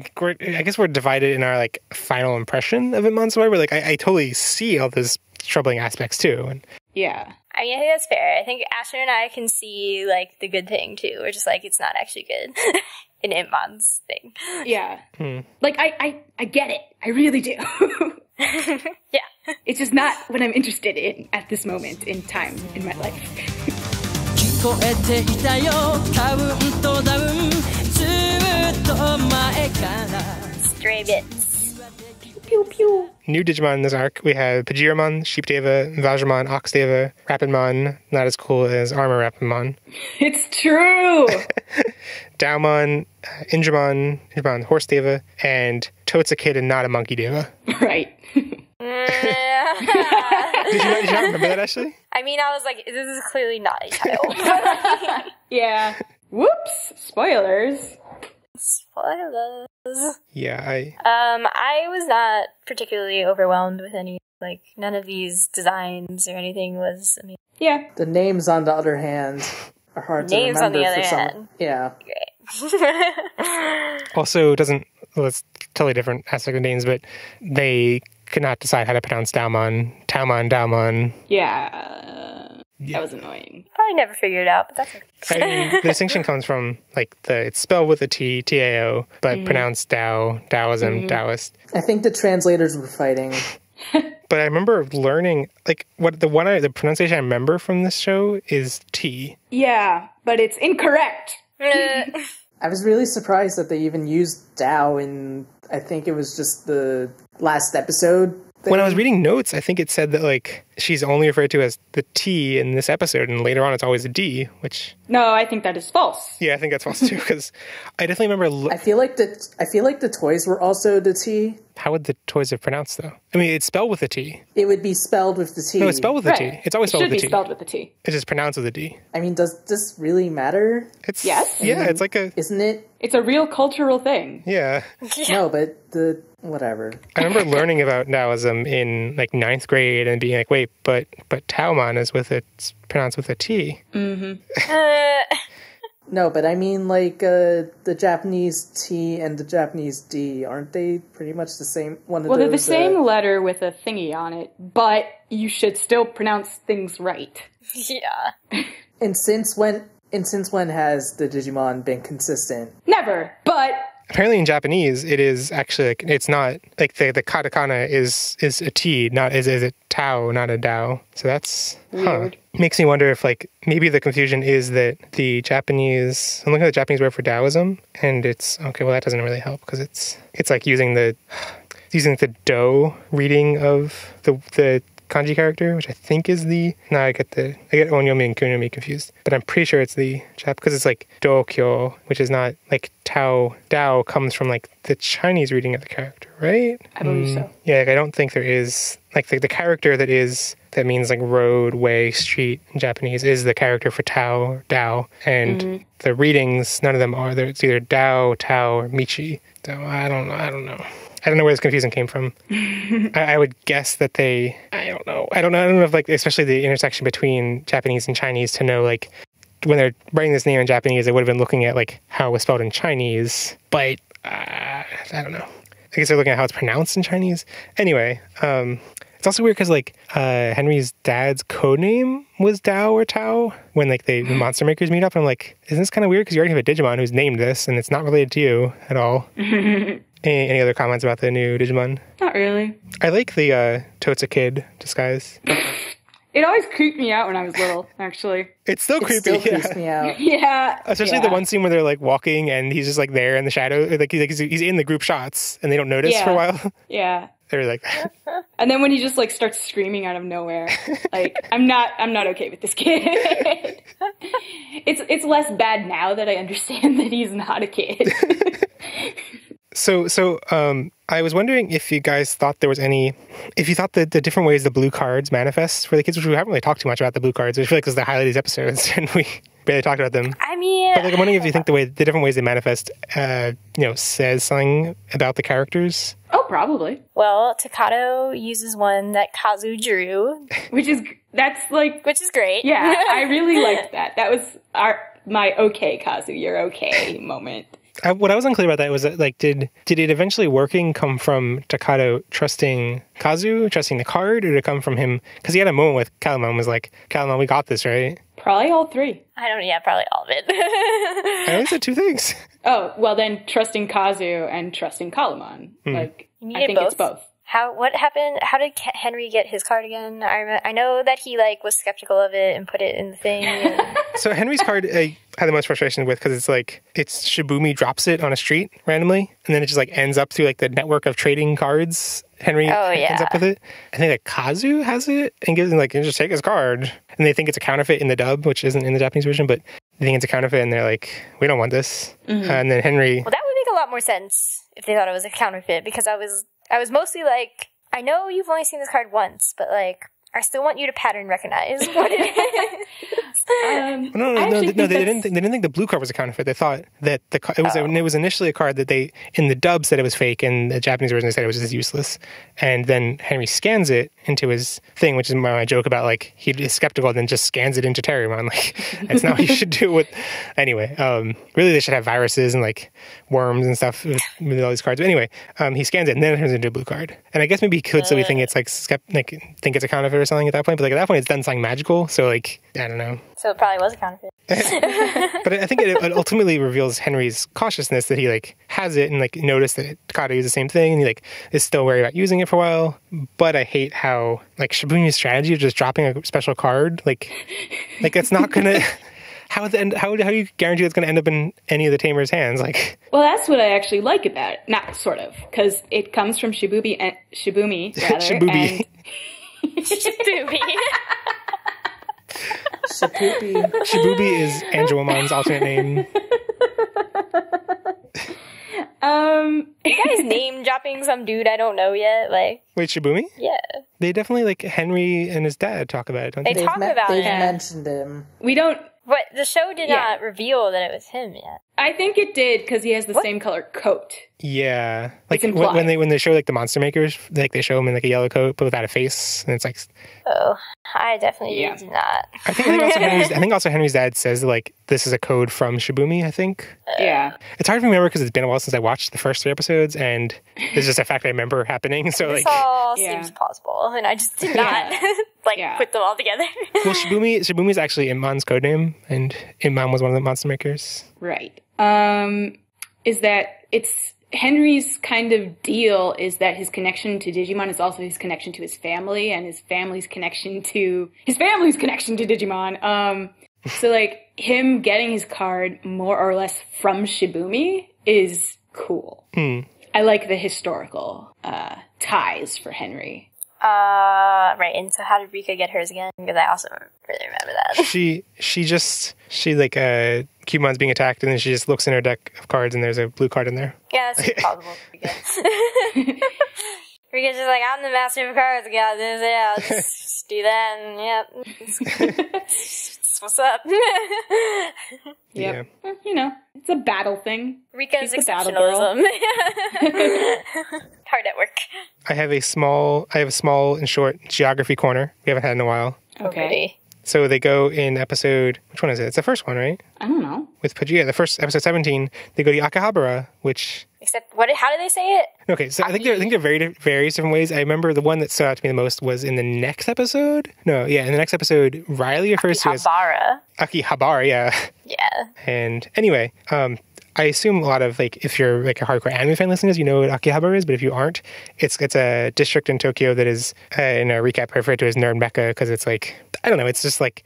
it's where all the cool stuff is. Right, it's, like, there's lots of, like, anime shops, video games, stuff. It's, like, tons of merchandise, tons of... It's where you will lose all your money. You are full of anime vices. Did you guys go? Yeah, we didn't. I wish we had spent more time, but I think the only stuff we got was like a Haikyuu figure. Can't remember anything else. So I probably spent more time than you guys in Akihabara. I feel like we were there for a day. I mean, we were with Jeff's friend who's not super into anime.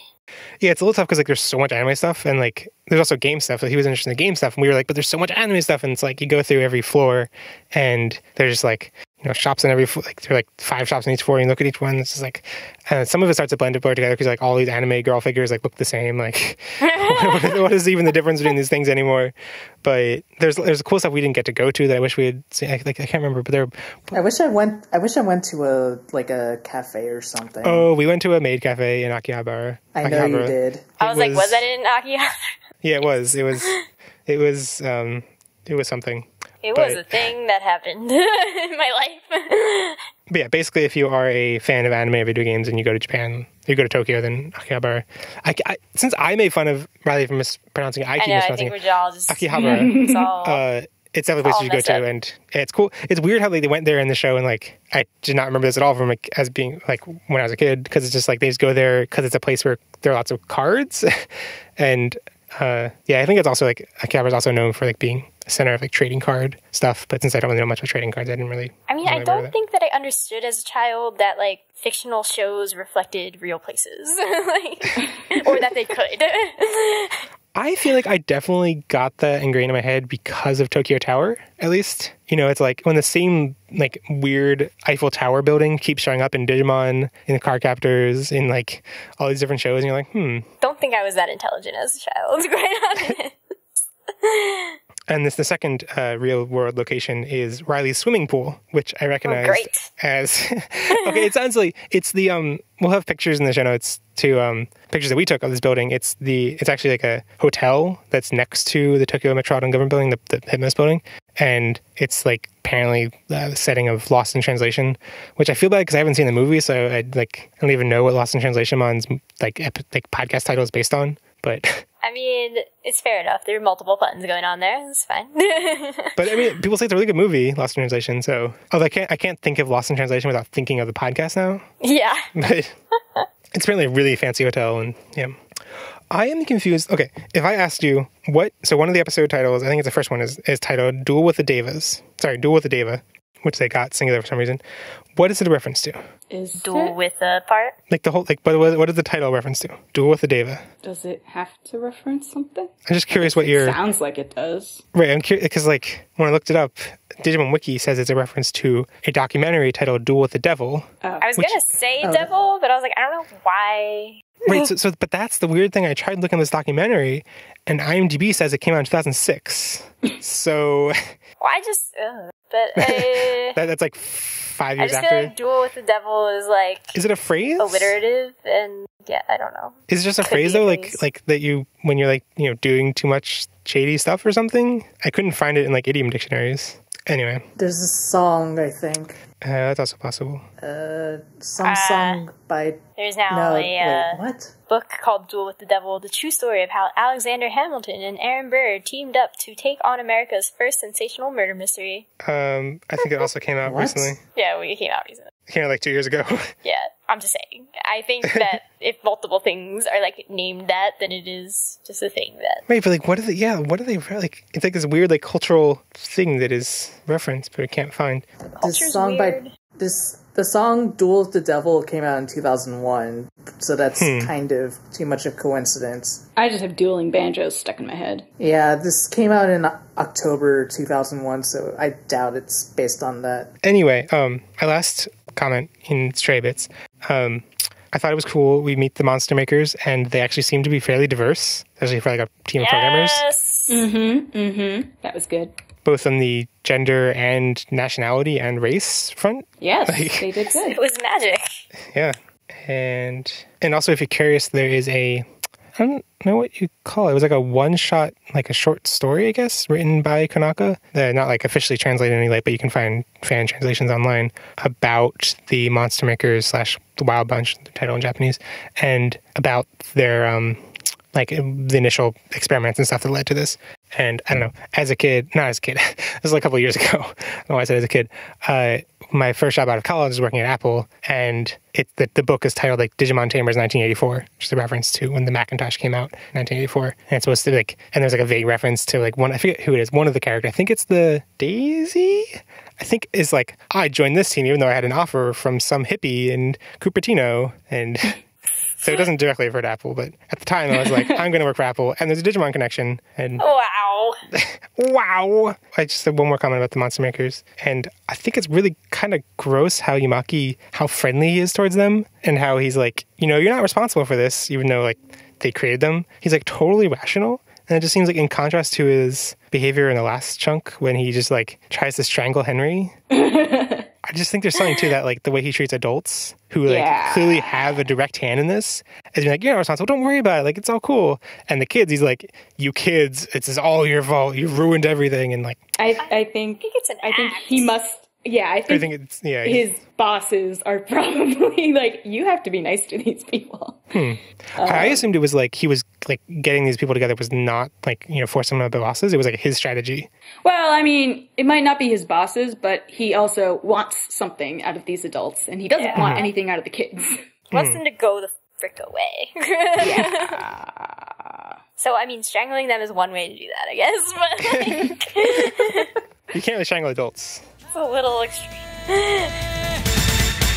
ビガビガビガすれば信じられなきゃ瞬きしてる切なに消えるよ心の標的そらさず走れ全ての力ぶつけよう Being a Digimon Tamer is so new to me. I have so many unanswered questions. Okay, maybe this is an answered question and I just don't understand, but like, what exactly were they researching when they made the Digimon? Like, I know that technology that is being researched and that is made is then used in some other way in normal life, like food preservation techniques made by the military and all those things. But I'm like, it became a video game, and like, I just don't understand what important thing was being researched. So, I mean, to your first question, like, what was being researched was probably AI, just like trying to create. Yeah, it's definitely AI. Right, but what I find, what I think you're getting at is like, I find it, one of my questions was like, but how, in what way was this like AI experiment repurposed, AI with like these tiny little sprites repurposed into a video, to a game, like a franchise, to a cross-media franchise? And like, how does what they created, these like little crappy little sprites with like some AI, how does it even relate to the Digimon franchise that we like know of as like these like character designs? Like how there must have been a character designer in this fictional universe that like they design them based on the sprites. Like they're just, they set up this like, oh yeah, they have this real world origin, but like the connection is so loose and so the big gap that you're like, this doesn't actually, the more you think about it, like, this doesn't actually make sense. Okay. Why do the Devas think that they were made to rule the world when the humans created Digimon? Didn't Vajramon state that, like, he was like, humans created us, but we have our own sovereign now, and... But, like, how? How? But like, it seems like he's admitting that, like, we're rebelling against our created purpose, right? Okay, maybe I missed that. Still don't understand why they would recruit a rookie Digimon. I think going back to Vajramon really fast is like, the idea is the Digimon have been kind of left alone for a long time and have just, developed their own social everything, their own world, and that's why they're rebelling, because like... They want autonomy. That's fair, but I think what I was specifically against was that he had I'm pretty sure he had a line where he was like, we were created to rule the world. I'm like, that's not true. That's just blatantly not true. I wouldn't be surprised if there are inconsistencies with the like hyperbolic dub dialogue. Yeah. Let's see. Jerry, how do you know that you would be helpful as a tamer? Can you please lay out what specific qualities you have that would make you qualified for this job? She's allowed to be confident. Well, she can't be worse than Takato. Oh, burn! I'm just saying. Burn. I don't know that the show has that many friends with Jerry with fantastic humor. One thing I was really confused about in the last episode in particular is like, does the show make it clear that the blue cards are like a one-time use thing and they disappear afterwards? Show totally did not make that clear. Yeah, I assume they still had them and they were just being dense about not reusing it.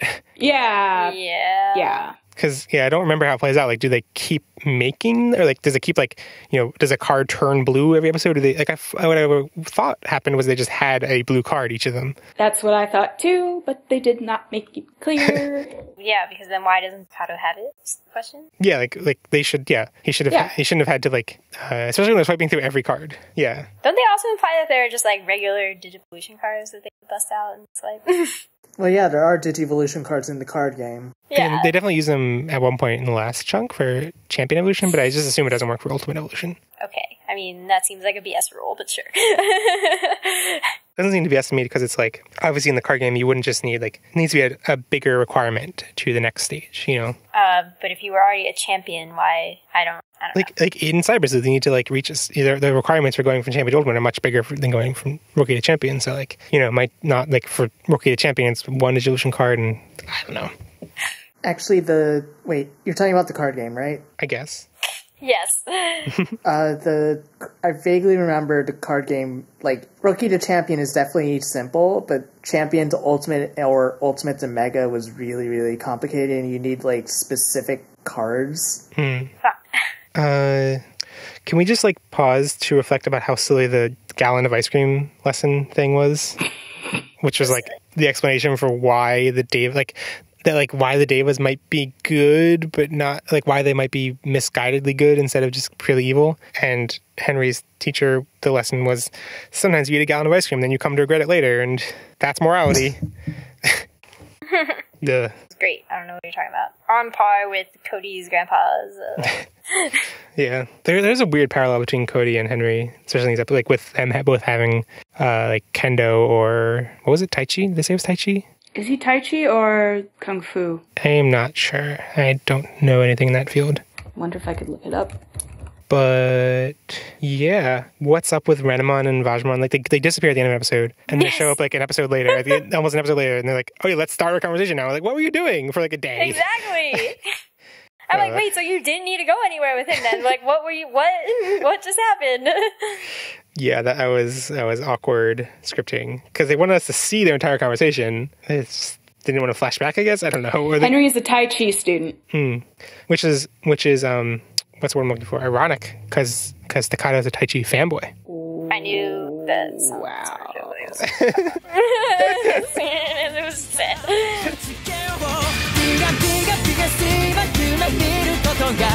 全て始まりそれが答えだろ誰より遠くへ飛んでみせるよ全ての明日を貫いて I already did. I seem to have lost my script for this, but it's okay. Yeah, you used to have a script somewhere. I don't know what happened to it. I don't know. I think his dialogue draft is your Jeff, derp, sports, not sports, what, doop. That's exactly what it said. Ridiculous dialogue draft where we each go around and pick our top two. We do two when there's four of us, yes. Okay. Where we each do our top two funniest, most ridiculous, or most touching lines from the episodes. Jeff thinks it is like a sports draft. Do. Okay.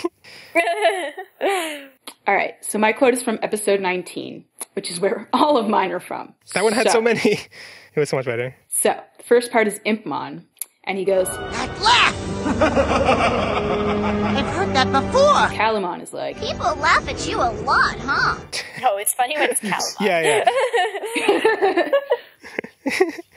But I definitely like wrote that down as an unanswered question, like, how does he recognize that laugh? But then Calamon totally spins it into just him being laughed at all the time. Yeah. So, like Asher, I think I had 1 from episode 17, 3 from 18, and then 9 from 19. Only 1 from 20. So 19 by far had the best lines. So this is when Indramon is attacking, and it's a bunch of people running away. So first person is like, it's huge! And then the second person is like, and the third person, this is like really hard to hear in the episode, because it's like, there's like loud music or something, and like chaos. Third person says, That was attacking purple! Yeah. Jesus. Alright, well, mine is actually from the beginning of episode 17, when they're in Akihabara. Look at you, you're Ashley, the Japanese student. Jew people, 2 random people. What, Jew people? What? I heard it too. I said 2. Like, 1 Jew. 1 Jew? What? No. Alright.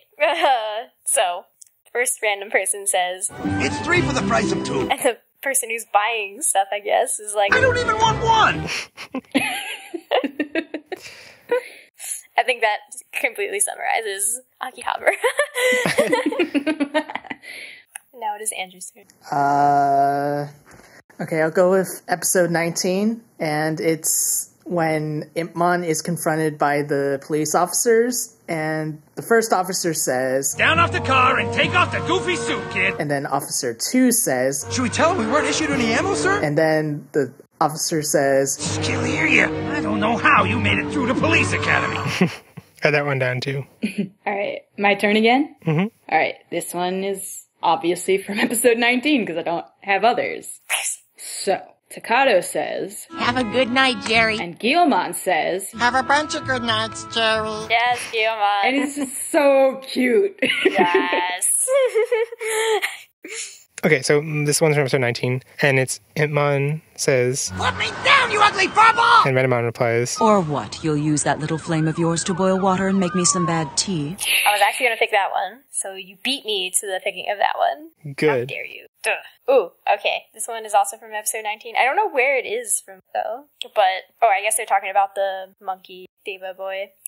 Deva boy. Kazu says, He seems weird enough to be one of your friends. Speaking to Takato. Takato says, You know, you're one of my friends.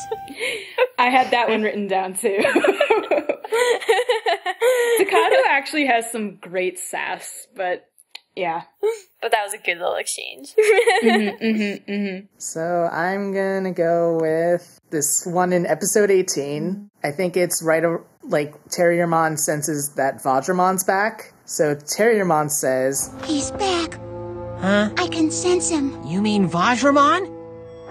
No, Santa Claus. Who do you think? Haha, funny. So much snark. Mm-hmm. All about that snark, No honest conversation. You ruined it. I was like, what's the opposite of snark? I don't know.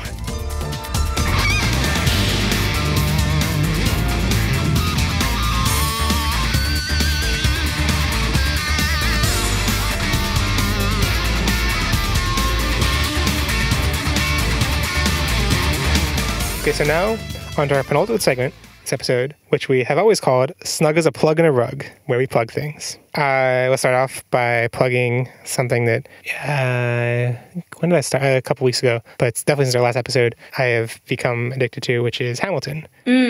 Asher approves. But I haven't actually seen the production on Broadway because that's impossible. It's crazy to get tickets. And I've just listened to I forget what it's called, the original cast recording. Also, you don't live in New York or anywhere near New York. That's true. But I also didn't realize that's a thing a lot of people do. I thought it was weird that I was going to listen to it before seeing it, because in the past that's all especially games and anime and stuff, I always listen to soundtrack only after I consume the original thing. But apparently people, that's how especially since things are only on Broadway, you can only we can only see in one place. A lot of people listen to the soundtrack and then go see it. So I did that, and just listening to it, it's 46 songs, so it took several hours, and it's basically watching it but without seeing things, because the music, the songs encompass all the story. There's no dialogue outside of the music, so you basically get the whole story, and it's really catchy songs. Really cool messages and themes to the story. It's, for those who don't know, it's telling the story of Alexander Hamilton, who was one of the founding fathers of the American Revolution, but it's making it relevant in a way that a lot of things about the American Revolution just totally aren't. And it's also, I think, interesting to people who aren't in the US, who don't really care about US history.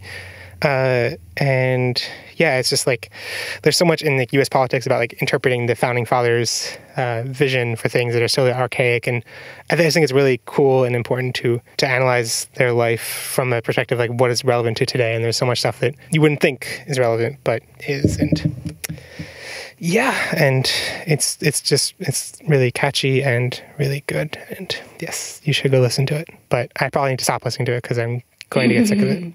Okay, Ashley, what's your plug that's a snug in the rug?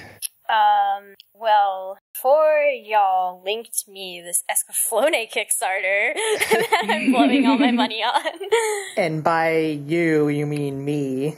I said y'all. Yeah. I told her about it before. Jeff had told me about it before, and then you had conveniently linked it. It all worked out.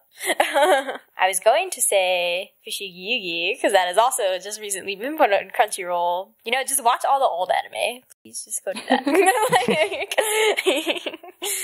I'm excited to rewatch Fushigi, even though I have the DVDs. I could have done that at any point. But now I have an excuse. It's really hard to say. No, I'm not making fun of you. I'm making fun of my own way that I can't pronounce it. Because it's not a soft G, right? It's Fushugi Yugi, right? Like it's Japanese. Fushigi Yugi. But it's like she is in there. Yeah. Wait, what? Fushigi Yugi. Fushigi Yugi. Fushigi Yugi. Yeah, Fushigi Yugi. Yes. Really hard. Okay. Also, go support the Escaflowne Kickstarter so that I can get really cool rewards. Like, I don't care which one you pick, but, like, it needs to hit the goal. Cool. Glad we got that out of the way. Asher, what is your thing that is as snug as a plug in a rug? All right. If any of you are, do online roleplay, you should join the game I've been in for the past few months, which is called Route 29. It is a Pokemon. It's set in the Pokemon world in Kanto and Johto, which I refuse to pronounce correctly. And it's a lot of fun. I'm having a really good time there, and I'm surprised I haven't plugged it before.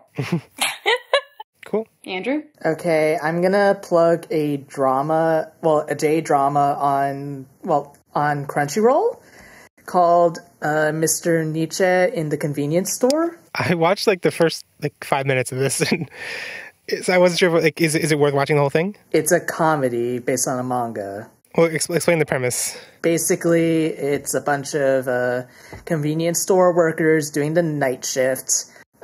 One's a recent college grad, and the other main character, or at least how do you spell the title character? Titular. Titular.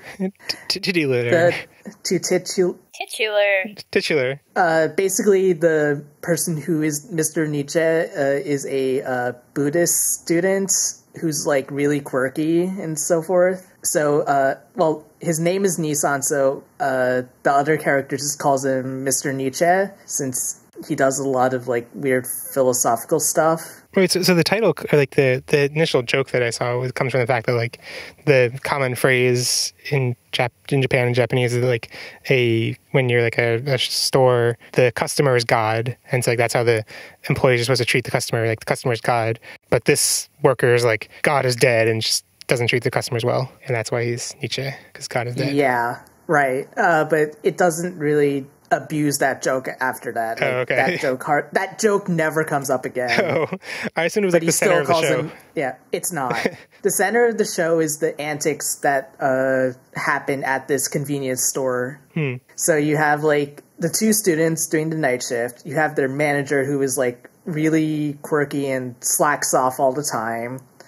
You have this guy who's obsessed with money, and he's trying to figure out ways to win the lottery. You have the childhood friend of the main character who is completely obsessed with Nissan. And then they've been adding more part-time workers. One is this kid who gets picked up by a Rolls Royce every time the shift's over. So they're he's pretending not to be pretending that he's not rich, but in the last episode he couldn't figure out how to open an onigiri in its packaging. And then he gave the other characters ramen, but he didn't take out the seasonings and stuff. It sounds like it's kind of quirky Japanese humor. It's very quirky. Much Japanese. But I think they literally commandeered an actual convenience store to film this. Do they refer to the brand? Is it 7-Eleven? I forget what the name of the store is, but everything is laid out exactly like a convenience store, and they have actual magazines and products. So I'm really thinking that they actually just took a convenience store.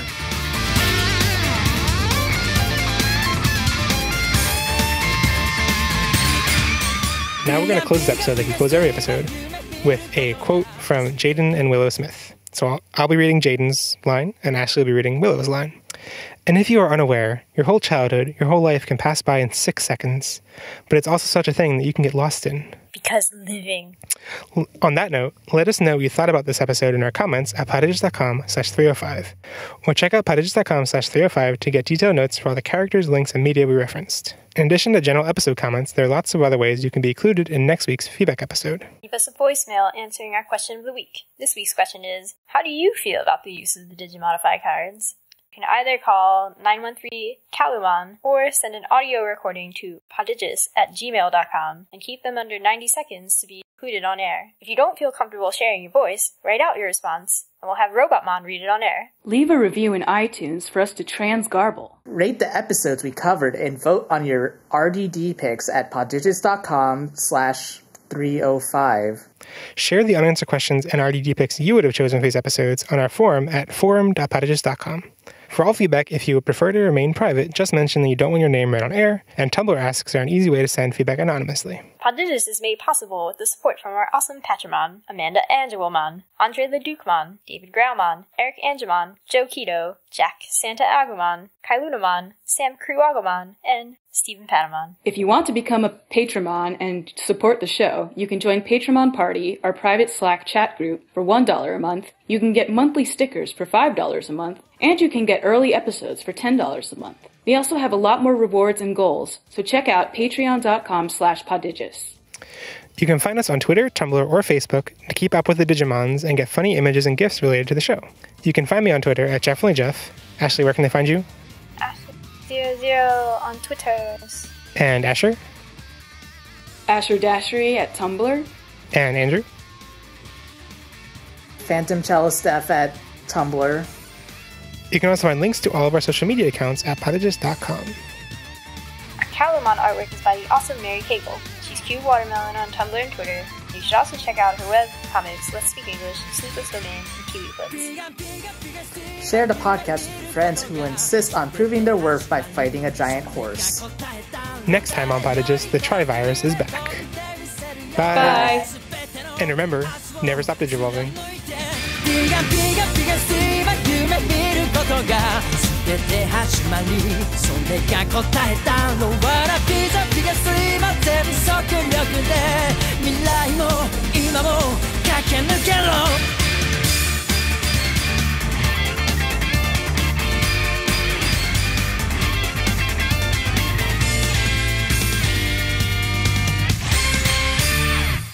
Did. I did. Right no, you got it after you got red. Really? Yes. Well, then I guess that's because our parents are dumb. Yeah, parents don't know about... My parents bought me Nintendo games, but they bought me a Super Nintendo because they were very confused when I was like 4. So you were getting Nintendo 64 games for Super Nintendo? Is that what you're saying? No, like the original Nintendo. Oh, NES. Yeah. Okay. That's what my uncle had. They were confused. But yes, Ash, you did not have a Game Boy when you got red. Because I was really annoyed that I had to share my Game Boy with you, just so you could... Oh, is that why? Okay. I see. That's right, I didn't have a regular Ash, Game Boy. what the hell? You're the older sibling. Why don't you get the shit? Right? Because I got you know the Game worst Boy. thing? Shut up, Andrew. The worst thing was for my bat mitzvah. I got a GameCube. All right? Yeah. Andrew got a GameCube, and I got a watch. Wow! That's terrible. You got a watch? Yes. Terrible thing that has happened to you. I am so sorry. Wait, but what happened for... What did you get? Did you get anything for Andrew's bar mitzvah? I mean, I got to go to Israel. Exciting. It had nothing to do with your future life plan, right? Yeah, now look how this is coming when back I was on. 15. Didn't when I was 15, no. You were 14. I was Oh, 15. wait. You were No, 13, so No. I was 15. No, I you was- were 14. You're right. Oh, boy. We're only a year and a half apart. Yeah. Actually, not even. Yes, we are. We're more than a year and a half apart. No, that's impossible because... No, you're right. You're younger than I thought you were. I went to Israel when I was 15, and my highlights were watching the Yu-Gi-Oh movie on TV. Yeah, they have a lot of anime. Actually, we could have seen the Yu-Gi-Oh movie in Israel. I don't think it was dubbed in Hebrew or anything. It was just English. Well, they do have stuff dubbed in Hebrew. The Sailor Moon dub is actually quite nice. Did I ever tell you that the girl who left through time got relicensed? Yes, I believe you did. I believe you told all of us. Okay. Hey, Is that as important as Escaflowne getting a new dub? No. Ashley. Ashley, don't pretend you don't think it's funny.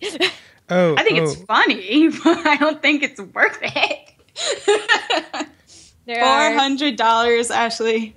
Yeah, man. There are very few things in life that can get me really, really good, and it's the Hunger Games Escaflowne. And, like... The Esclafoni games. Bait Sama, I don't know.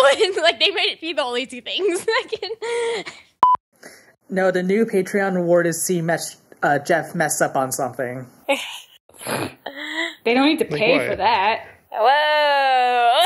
Hey, that's not true. I edited out the mistakes. But on the internet, it's forever. Asher just went really hard, yo. Wait, insult me again? No. What was that?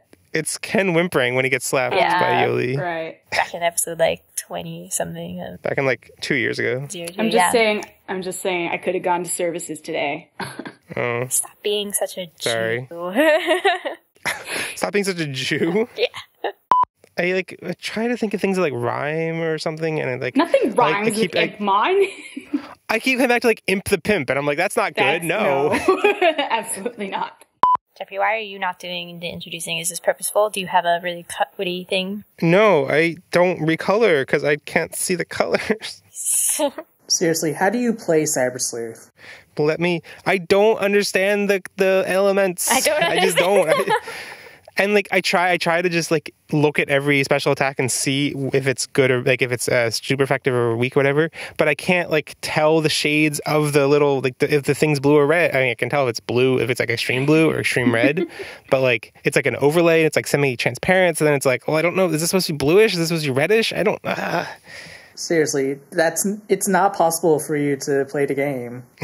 I mean, I basically just completely rely on the data vaccine virus triangle and mostly ignore the elements. Boy, but I mean, you can figure out what element it is, sort of, when it's X. Yeah, sometimes I can guess if it's a plant-based Digimon and it's a fire attack or something. That doesn't always work. Yeah, it doesn't always, but whatever. Also, the multiplier for exploiting the elemental triangle thing is only 1.5 compared to the data vaccine virus thing, which is 2x. So it's focusing on the more important one anyway. Your password. You can use mine to get on the internet. Podigious. Digimon Tamers. We're back to discussing this, even though it's been weeks since we watched the episodes. Welcome to Podigious, episode 305. I don't know if I want to go back and play Digimon World DS, Dusk, or Dawn, or just play Pokemon. Pokemon S&M. Don't you dare play Pokemon. This is a Digimon podcast. No comment on Pokemon S&M. I wasn't talking about S&M. I was talking about red, blue, and yellow. Wait, that actually makes it really great. Yeah, it's also weird because those are S&M are actually terms in Japanese too. Yeah, I should have thought about that. I saw a post earlier that that joke is funny, but be careful because kids might hear it because Pokemon is still a kid's property. So they should have thought about that harder. Yeah, they should have thought about that better. And I didn't reblog it because I was this is not. They're going to make this joke. Reblogging this post is not going to make anybody more conscientious about it. But I feel a little yeah, that's kind of a good point. I feel the terms are there's information to know what those terms without the mature context. If someone's gets pleasure from other people's pain or gets pleasure from their own pain, those have meaning outside of mature explicit they do things. S&M as a term does not. Yeah, it makes sense. Yeah. And yeah, I can totally see how that the internet's just gonna I'm not gonna fight people about this. Just putting it out there. Basically, every adult is not going to think about the context of who's actually seeing the stuff that they're outputting and we're thinking about. It also, it only makes sense if you know who Mr. Ed is. Because the Deva didn't grow any, so No, he did. Did he? The last Yeah, it's kind of... Oh. He grew a lot. Compare Impmon's proportion to him in one episode to the next episode. Didn't we see him obviously grow anyway? I don't remember. It's at the end of episode 19 and it's not very obvious. So especially I watched them weeks apart and it's just it's hard to even remember. But yeah, it's he absorbs attack in his horn and then while he's doing that he grows, but there's no there's nothing like calling attention to that too much, so it's easy to miss. And then the next episode is just bigger, and then. But yeah, I didn't know if Mr. Ed was like I feel like it's a reference I only get because my parents would refer to it, not because I've actually seen anything or whatever. Was that a reference you guys got? I did. I mean, yes, I know who Mr. Ed is. I've never watched an episode, but I know who he is. Yeah, same. But also, like, I don't know, our dad is a big history nerd, so... I have no idea what this is. Mr. Ed, yeah. You had to sing this song at one point. The Mr. Ed song? Yeah. For chorus. Oh, yeah, I guess so. Ashley, Mr. Ed was a horse that they would put peanut butter in his mouth and then talk, like, dub over the way he moved his mouth with words. It was an old TV show. Yeah. From, like, the 60s. Great. I just realized there's a Brady Bunch joke and a Mr. Ed joke. Like, no one's going to get this. I mean, I get the nerdy They'll get the nerdy bunch joke. Yeah. Would you get because it's like the monster makers in Japanese are the Wild Bunch? That I did not get. Oh, no. Wait, really? I don't remember this. And it's also, I remember because one of the fan subbing groups like use that as their name based on it. Like her name is Wild Bunch or was whatever. Red, green, blue. Yeah, I know what RGB is. Okay, there was that. Yeah, so that make yeah, like going for Ruth Bader Ginsburg. Was she even? She wasn't like a Supreme Court justice in 2001, right? What? I'm pretty sure she totally was. I don't know. Don't quote me. I've only heard about her recently, so that's because I'm just slow. I think that's just because you're ignorant. Whoa, what? She assumed office in 1993? Yeah, that's what I was like. I'm pretty sure. See, I wasn't sure like how long Supreme Court justices are actually like in the Supreme Court because like they're old. For life. No, but they're for life. But like they're old and they die, and like I don't know how long the average term is. They can retire whenever the hell they want. Right, but so like on average, are they there for like 5 years, 10 years, 20, 30? I'm not sure there's an average. I mean, of course there's an average. Well, I'm not sure there's like an average that will tell you anything useful because sometimes you just have like wildly, And I think now we all live longer, so it's just gonna skew. Yeah. And stuff. Whoa, is she Jewish? You're learning so many things right now. I know she's Jewish. All right. Let's rein it in. Rein it in, kids. And I mean, there's something later in Tamers. And also, Ash, there's a character in Cyber Sleuth who does a similar Masaru moment. I've heard of her. Well, she's not from Cyber Sleuth. She's from Redigitized Decode. Oh, is she? Yeah. Oh, that would explain why like I said this mystery about her, and I was like, okay, it's something that's going to be answered. You're supposed to know about her, but we didn't get the game. That makes sense. And that's why it seems so random. Because Mireille is also from that game. That makes so much more sense now. Her outfit still is ridiculous, but... Well, just that designer. I talked about this outfit with Ashley, but I didn't actually show her before. I just explained how it's like... It's basically just her shirt opened up to her bra. I think that's a swimsuit. I'm not sure what's going on with this. Andrew, I'm pretty sure that's a bra. I'm pretty sure Yasuda's designs are all BS. Jeff, did you explain why you put this picture of Rika in here too? Like, I've been wondering for like 10 minutes. It was just a cool fan art thing I found. Oh, okay. I think it looks cool. You're like, it just looks cool. Just go with it. I think we should make this channel public just so people can be like, what? Like, they'll be like, why is there a green Renamon? Well, I mean, what's kind of frustrating is that you can't make something that's a private channel back into public. Oh. But you can invite people to it. You can just invite everybody. No, make it another tier. It's the $15 tier. $15 tier. So, apparently millennials are too lazy to eat breakfast cereal. Really? Because that's all I eat for breakfast. Well, you're not in the 40% of millennials that do not eat cereal. What do they eat? Well, I guess a bunch of people don't eat breakfast. Well, I'm included in that. Weirdo. But I still eat cereal. Yeah, because you're weird. You eat it without milk. Who says it's law to eat it with milk? Me? Well, who cares about your opinion? You? Since when? Since you were born. Oh my god. Did you know, I called Mom and Dad the other day, asking them about your bris, because we were talking about brisses in class. Really? And I was like, I've never been to a bris except for Andrew's, so maybe I should ask them about it, because obviously I don't remember that. I definitely don't remember that. Yeah, I know you don't. And, Dad sent me pictures. Oh yeah, we do have pictures of that, don't we? Yeah, they're in the photo album. It's not that funny. It was super funny. You look really funny. The Moyle's holding you up. like you're Simba from Lion King. I think I remember that picture. Yeah. Ooh. But it's not embarrassing because, one, I don't remember it, and two, it's like basically another person. We had a nice, lovely conversation while you were gone. Sure you did. Because I look forward to hearing it when I edit it. Yeah, you're going to have to listen to it because Ash and I were still both recording. That's very interesting. You're kind of funny. Wow. Hail to the Deva! He who drinks blood. Wait, who says that? You really need to watch those episodes you missed, Andrew. The Rooster I don't want to watch those episodes. I just don't like They're the really Deva bad. arc. You're really good. bad. Don't watch them. They sucked. I know now, without a doubt, the Devas arc. I know now, without a doubt, Kingdom Hearts is light. Darkness. I couldn't get it synced right. Good effort.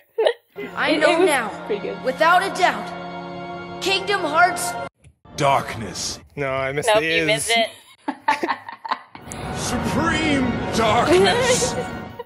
I know now, without a doubt, Kingdom Hearts is light. Supreme darkness. It doesn't work. Okay. Good efforts. I'm done fooling around. How old is Kingdom Hearts now? The 10-year anniversary was a couple of years ago. I think it came out like a year after Tamers. Came out in March 2002, so it's Tamers. Yeah. Huh. That's really weird to think about, that like these are the same era. Like I imagine Tamers being much earlier. No, I can believe it. Are you saying you can... Are you forcing something? I'm stalling. Believe it! Yeah, that's what I wanted to say. Wow. It was really hard to find. And now on to our penultimate segment, which has always been called Plug Your Tug, where we plug things that tug us emotionally, or in any other way. Sounded dirty. Yeah, it They did. sound dirty. Because that one is pretty... Okay. I don't think about these things until I'll go point. Okay. Every time I pick a title, and then you all are like, that has troubling. Okay, let me pick another one. Okay. So that one's, I have a long list of ones crossed out now. Well, you should think about that. Oh, I just realized, did anyone get my joke for the alternative title for episode 18? The Digital Beauty one that I titled Stroke of Luck? No. Because Dalmon has a brush and... Oh, I did get it then, but I didn't think it was funny. Oh. That's warranted.